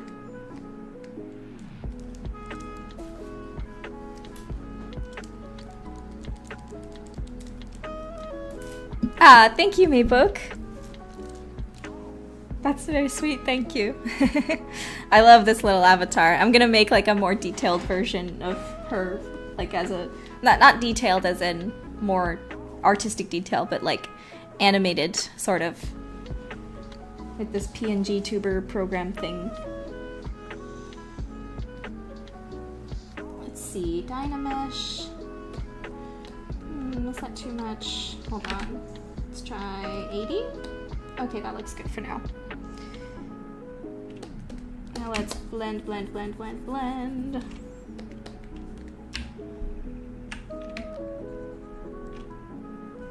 Would it be cheesy to redraw MLP characters as Psychoines? Not at all. Have fun with that. I was thinking of doing that too, actually. Just as a fun exercise. Admittedly, I'm even thinking of having a few like Easter eggs in the final game to My Little Pony. Just some fun little things.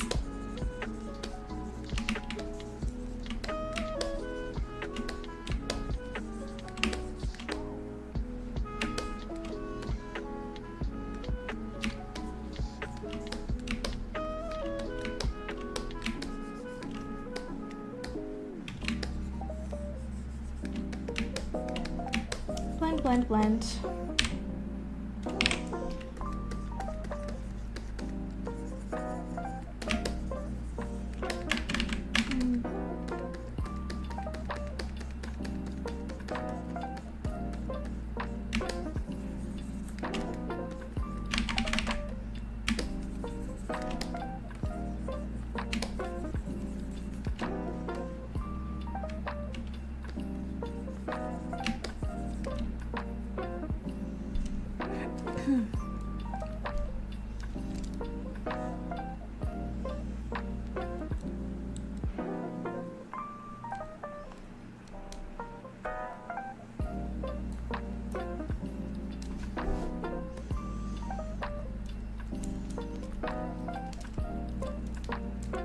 What made you love this particular avatar?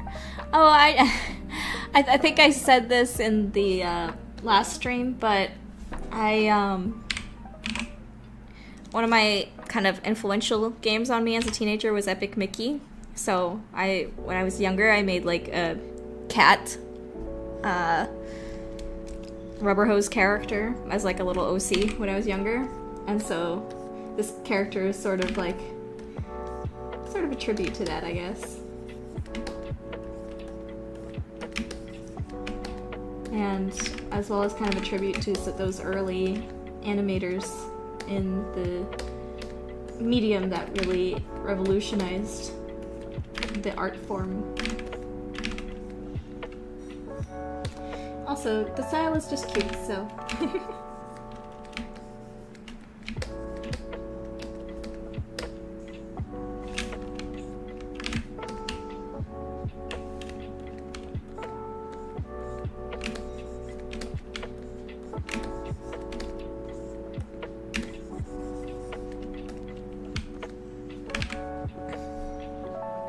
Oh, I'm sorry, Hydrangea, I did not see your previous message. Becky is already an MLP psycho. Yeah, she does look like Sweetie Bloom. I mentioned that in one of my videos. It wasn't even intentional. I think she just popped from the ether of my mind as I was designing her.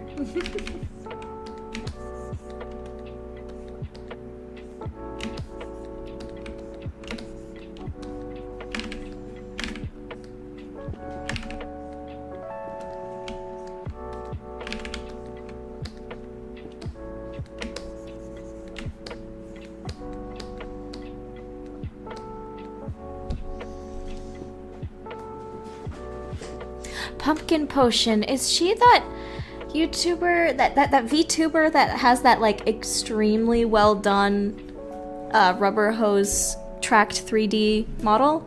I think if that's the one you're talking about, I have seen some clips of hers, and the model and the tracking is just incredible. It'd be amazing to do a collab.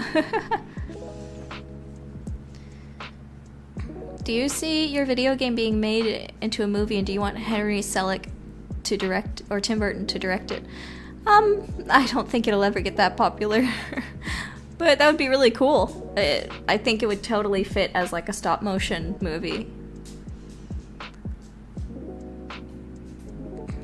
Cute says, when I first saw the demo gameplay, it brings me back to Monster High nostalgia. Ah, that's great. I'm glad. Emma says, hate to double ask, but did you see my last... Wait, sorry. Oh, yeah, sorry, Hydrangea, I didn't see your previous message. Emma asked, what is the hardest thing to sculpt? Good question. For me, it's just the body in general. I'm still getting better at sculpting the body, but I think specifically the hands, well, I don't know, hands aren't actually that bad. It's more just like hands are kind of time consuming. But for me, the hardest part is probably just the proportions and body anatomy in general of getting it looking good. I don't think there's a specific part, it's just kind of that in general. That's difficult for me. Oh, but also just doing tiny details or box modeling in ZBrush, I don't like. Box modeling in ZBrush is really awful. So I usually just take the character into Blender whenever I'm ready to do some actual box modeling or like inorganic objects. I think it's also just hard for me to have the character kind of look smooth and finished in ZBrush. Like I have to take them into Blender and retopologize and texture them for them to look like presentable. I don't know. Some people can make some really beautiful finished looking models in Blender, but in ZBrush it's a little difficult for me. It's one of those things where it's like, man, I wish I had a ZBrush mentor or could afford a ZBrush mentor.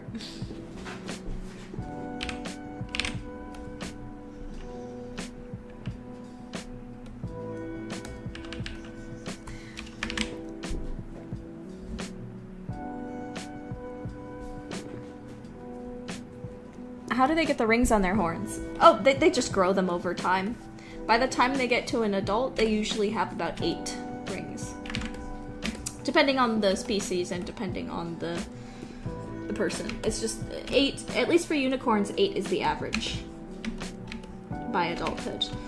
But Judith and her friends, they only have 6 because they're still not fully grown yet.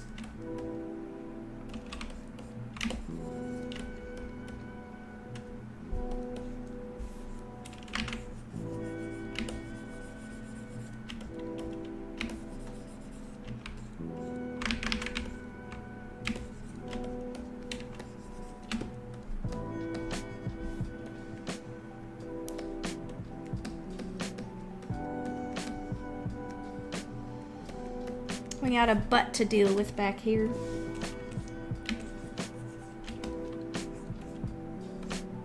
Let's keep the comments mature, please. No butt jokes.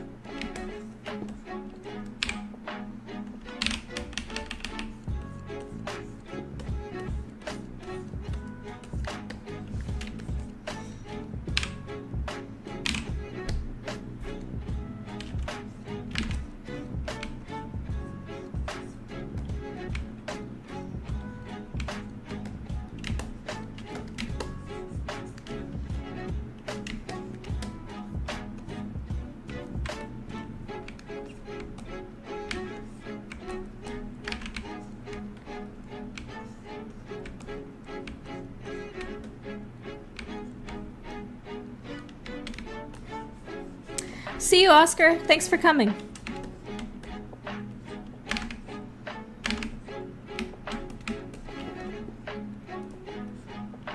Dang, it's difficult to sculpt in here.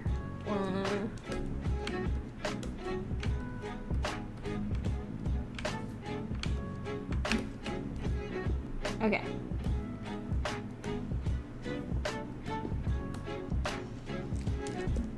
Oh, Leon, that's an interesting idea. I'll think about that.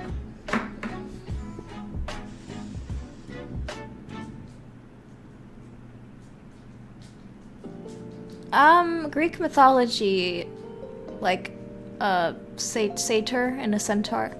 I would say, I guess, I wasn't really thinking of them that much, but they do end up feeling a lot like satyrs, especially the goat ones. I think I just, in general, was inspired in my, like, past by Greek mythology a lot.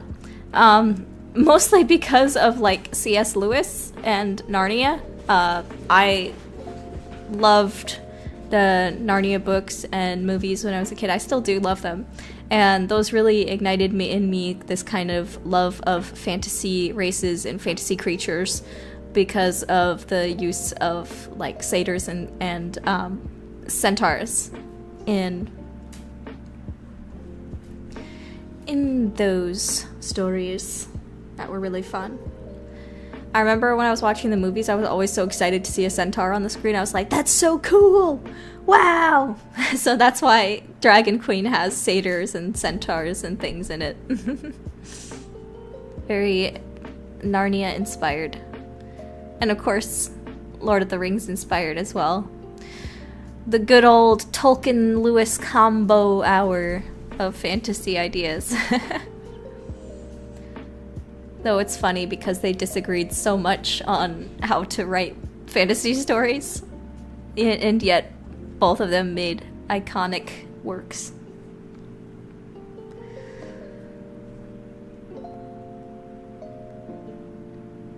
Random question, asks Morgan.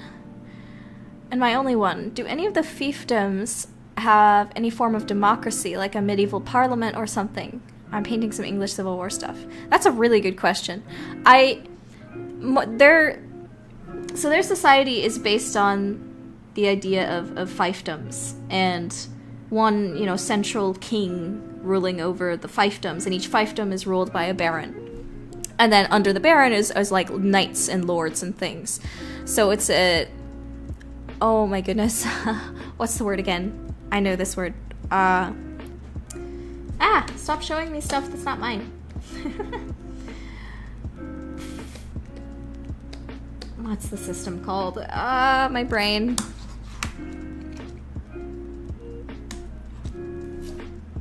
One second.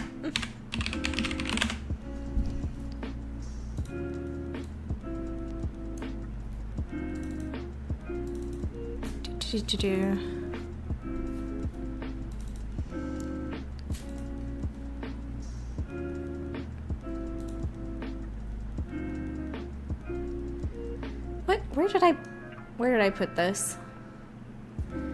Where did I put this? Oh, I think I put it under this folder.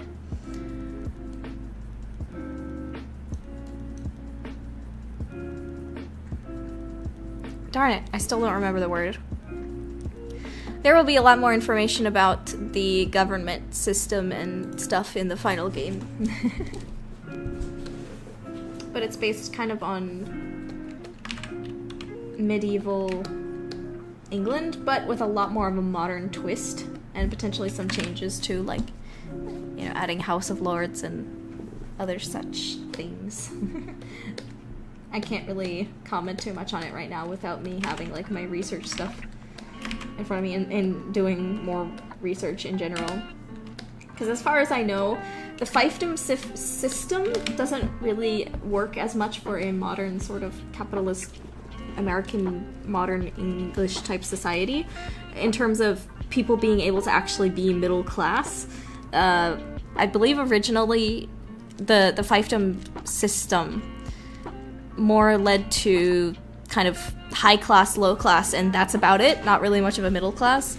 So I'll probably be mixing some more modern government systems with that to make it more, like, understandable why there's such a big middle class in the story. I don't know. I have to research more into it. So it's probably a mix of a couple things.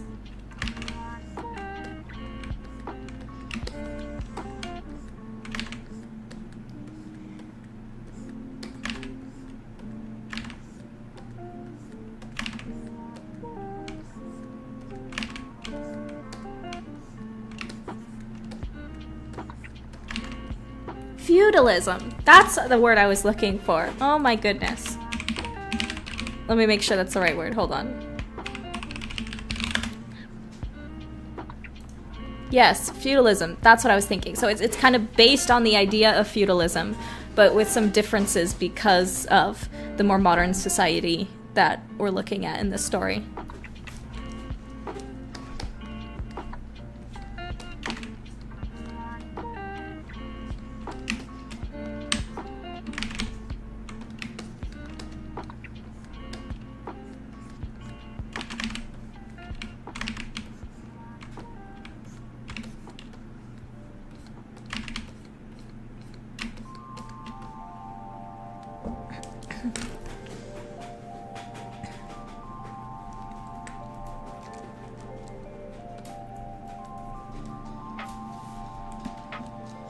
Oh, Cute says also the soundtracks for the game sound so good too. Oh yeah, my sister, she did a really good job on the music. Yeah, totally. Let's see, where are we currently at on the Kickstarter? We're currently at 21,858. Woo, nice. We're almost to 22,000. Super close.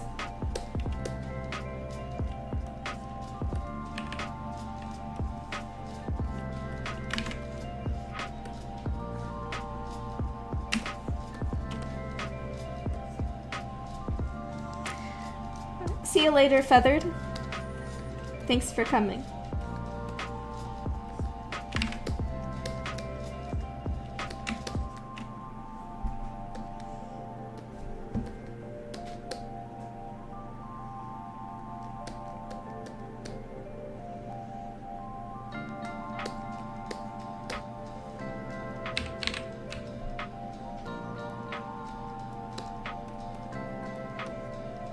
I probably won't be doing a devlog on the music unless my sister wants to collaborate with me, but she might be kind of busy at the moment.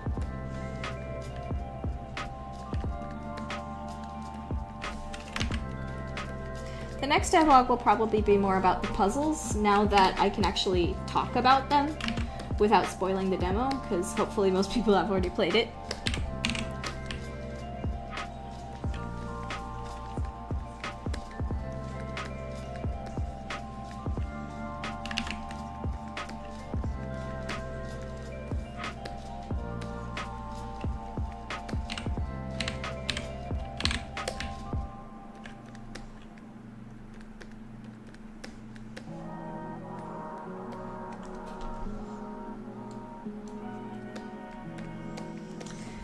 Let's see.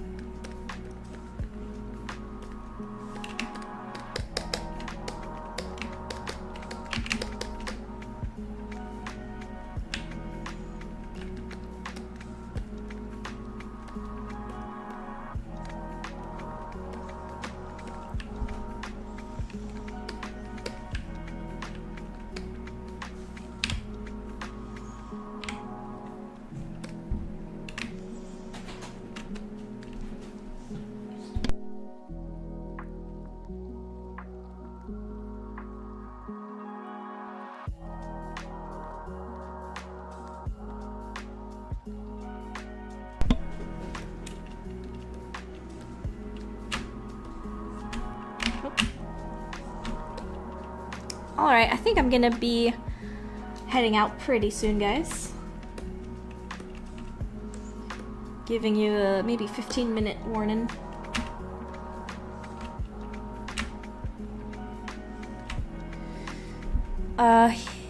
Hikiko. Wow, just today I was looking at the past devlogs because I got interested in the game. I'm happy to be able to see the process of making the 3D models. Oh, thank you! Thank you so much for joining us.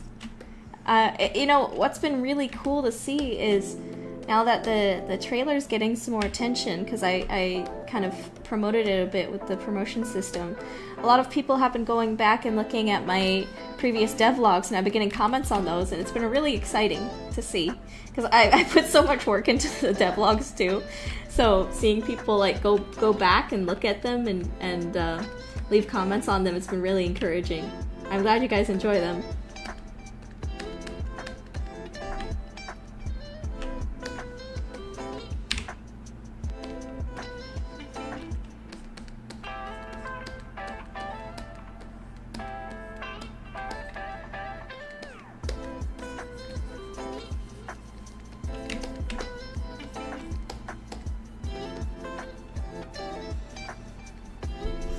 Meebook says all the VAs for this game did fantastic job and great job on voicing Becky. Thank you. Much appreciated.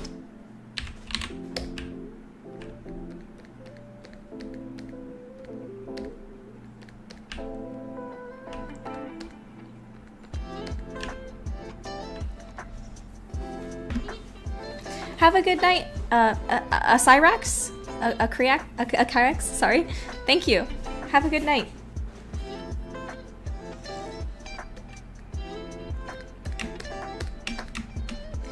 Do you use a computer mouse or an art tablet to sculpt your models? I use a Cintiq tablet. It's kind of an old one. I've been thinking about getting a new one, but the new ones are just so outrageously expensive that I might not even use the Cintiq anymore, but this one is still working just fine, so I have no need to... I don't even have the money for it, but I have no need to... Even if I did, I have no need to spend money on a new one right now anyway. So this one's working just fine, even though it's older. And I'm really grateful to have it, honestly. But Wacom is just insanely expensive right now. Let's get some muscles in these legs, some calves. Let's see.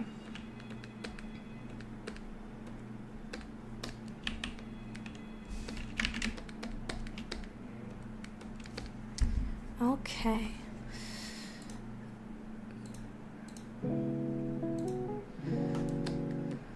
I don't think that Gina would be a Batman fan because she's more interested in like real bats, you know?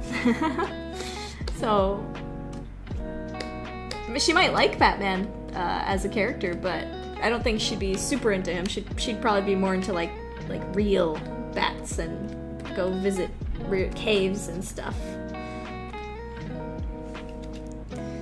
Hello, Blanco Blanco. Welcome. Thank you so much.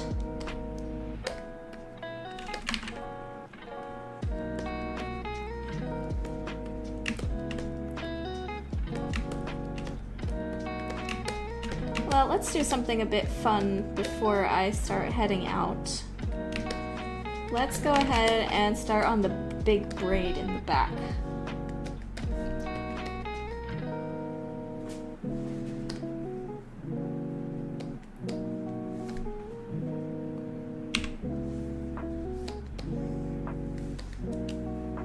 Let's go ahead and do append, and then we're gonna append, let's see, how about this cylinder? And I'm gonna color it. Oh, Hikiko says, I discovered this game through a fairly popular video of the demo. I hope that more people get as immersed in the game lore and gameplay as I am. Thank you so much. I really appreciate that. May I ask, was the video that got you into it... Hold on, let me find it.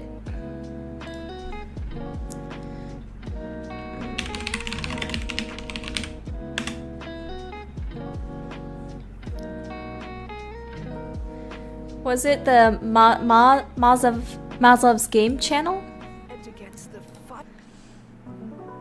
Was it this one? Because this one I think is the video that has gotten the most views so far. On it has 61k views. I think this is the gameplay video that has the most views. Which I guess makes sense because it's a no commentary one, so that one is more easy to kind of experience the story.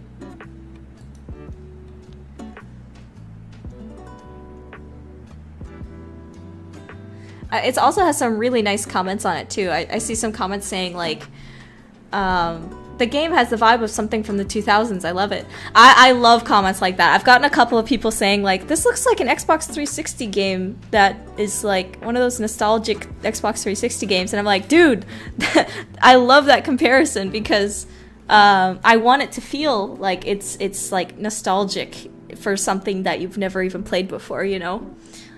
So I love comments like that saying like, oh, it reminds me of Psychonauts, it reminds me of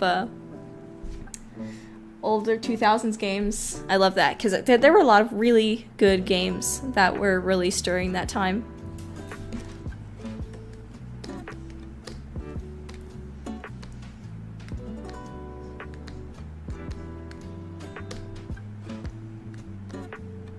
And some really unique ones too. There's a lot of games that I feel like would not have been given the light of day these days with current crappy leadership at game studios. A lot of creative stuff that's not seeing the light of day anymore. She has a long braid. So seeing my game get compared to that sort of feeling is really nice, and that's exactly the kind of vibe I want to go for. Something that feels like it could have been released like 10 years ago, 15, 20 years ago. Well, Psychonauts is one of my favorite games of all time, so seeing those comparisons make me very happy.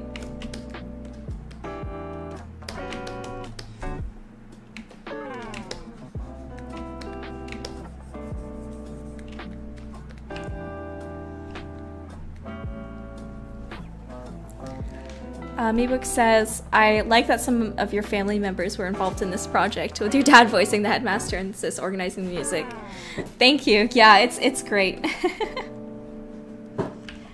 Dude, everybody's saying it gives them Psychonauts vibes. Yeah, that's awesome. I'm glad it does. I love Psychonauts. I really wanted to work at a Double Fine, but they're such like a small, like tight-knit kind of studio that they barely ever have job openings, which is understandable. They're like extremely, from what I've seen from the documentaries and stuff, they seem to be very, like I said, like tight-knit, and know each other very well. So they don't really seek out new hires as often, which again is understandable. I'd probably do kind of the same thing.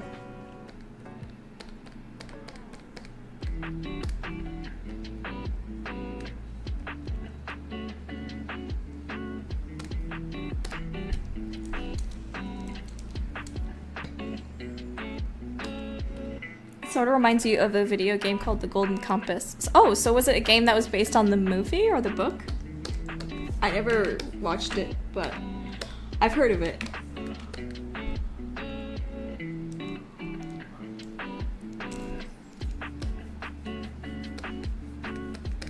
Okay, so one of the things that we have to do for this big braid is kind of block out the braid itself. I need to turn off symmetry here. I'm gonna basically draw out the shapes of the braid. How do I do this again? Let me think.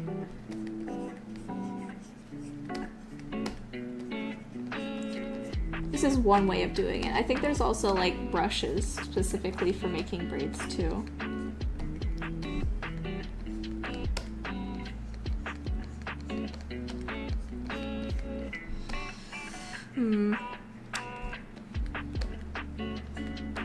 I might need to look up a reference. I think it's almost right, but something feels off. I'm gonna pull up a braid reference real quick. Also, I need to add some more geometries to this. Let's try 64. Yeah, 64 should be good. Oh, maybe less actually. Hold on, let me try 32. Okay, yeah, that's good for now. Was Hogwarts an inspiration for Noiramore Academy? Yeah, definitely. One of the many. I would say that a series of unfortunate events is probably one of the biggest inspirations for me. What's funny is that I read those so long ago that I don't remember necessarily a lot of the exact specifics of each story, but I definitely remember the vibe of them. Let's see, braid drawing reference.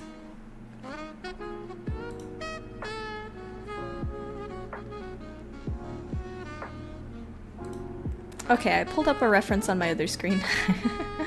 Oh, wait, hold on. This one is credited, so I'll just drag and drop it here. The reference we are using today is done by cgcookie.com.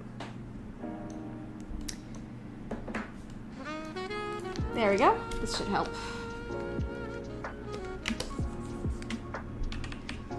I almost got it, but sometimes you want to still make sure to use a reference just in case.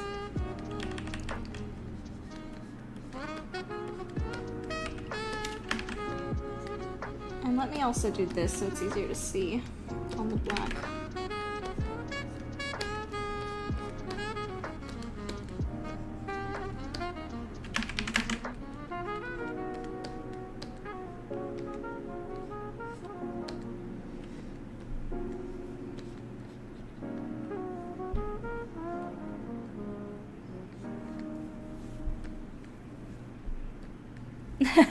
Thank you, Hikiko. Now comes the tricky part of continuing the braid. Let's see, so now I gotta do here. Okay, let me just do the zigzag first, and then continue. Like I said, there's a couple different ways of doing this. There's some specific like brushes that give you like a block out base to work with. But right now I'm just doing kind of the good old-fashioned way of kind of brute forcing it from just sculpting. Okay, now that we've got the zigzag, I can do this, and then this.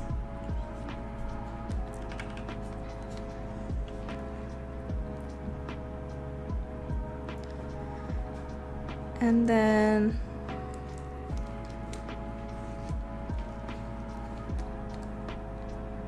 this.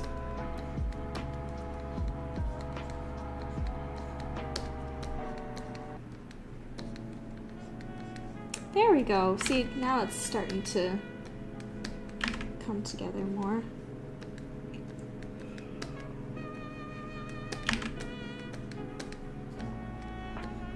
The tricky part is doing the behind.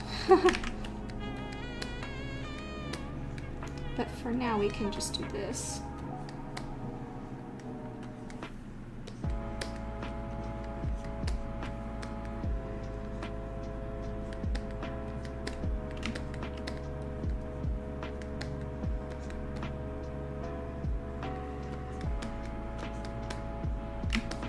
And then do some smoothing. Well, say thank you to your grandmother.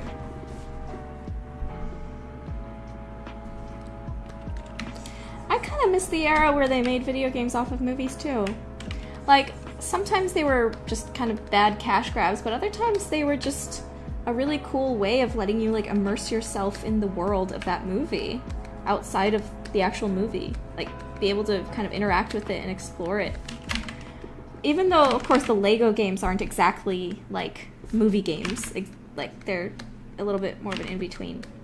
The Lego games still gave you like a really fun way of immersing yourself in like the Star Wars environments and Indiana Jones environments in a really fun way. I think that's a little bit lost. It's also the reason I bought the new Avatar Frontiers of Pandora game. I've heard it's not really like the best game, it's just kind of like an average Ubisoft game, but I just really want to explore I really want to explore Pandora a lot.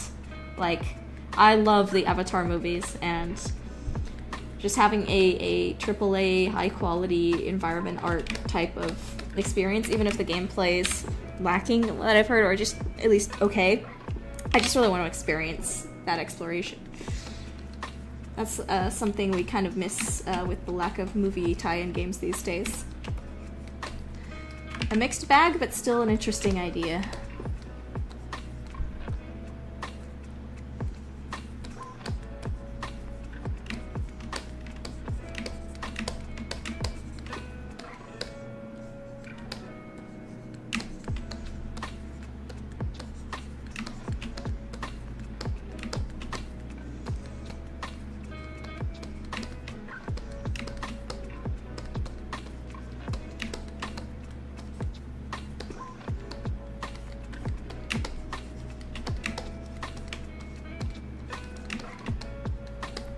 Wow, look at that.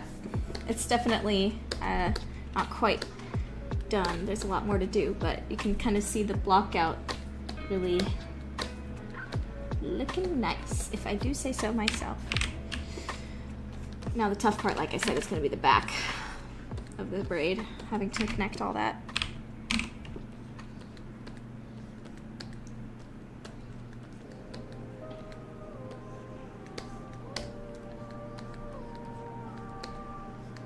I'll have to kind of figure that out.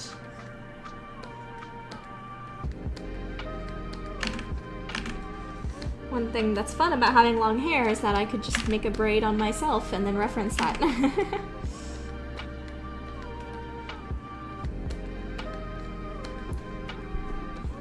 Or longer hair. But yeah, the back definitely needs to be done. But probably not on this stream. I think I'm about to wrap up.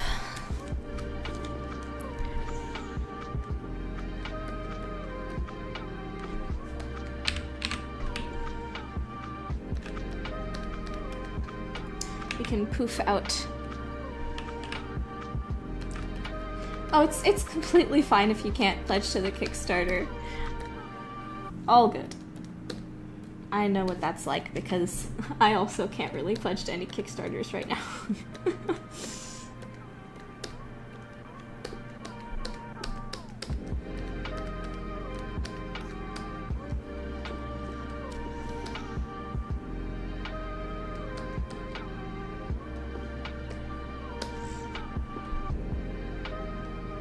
I did say wrap up a few times already. But I think I said it was like a 15-minute warning about 15 minutes ago. So, I think that will be it.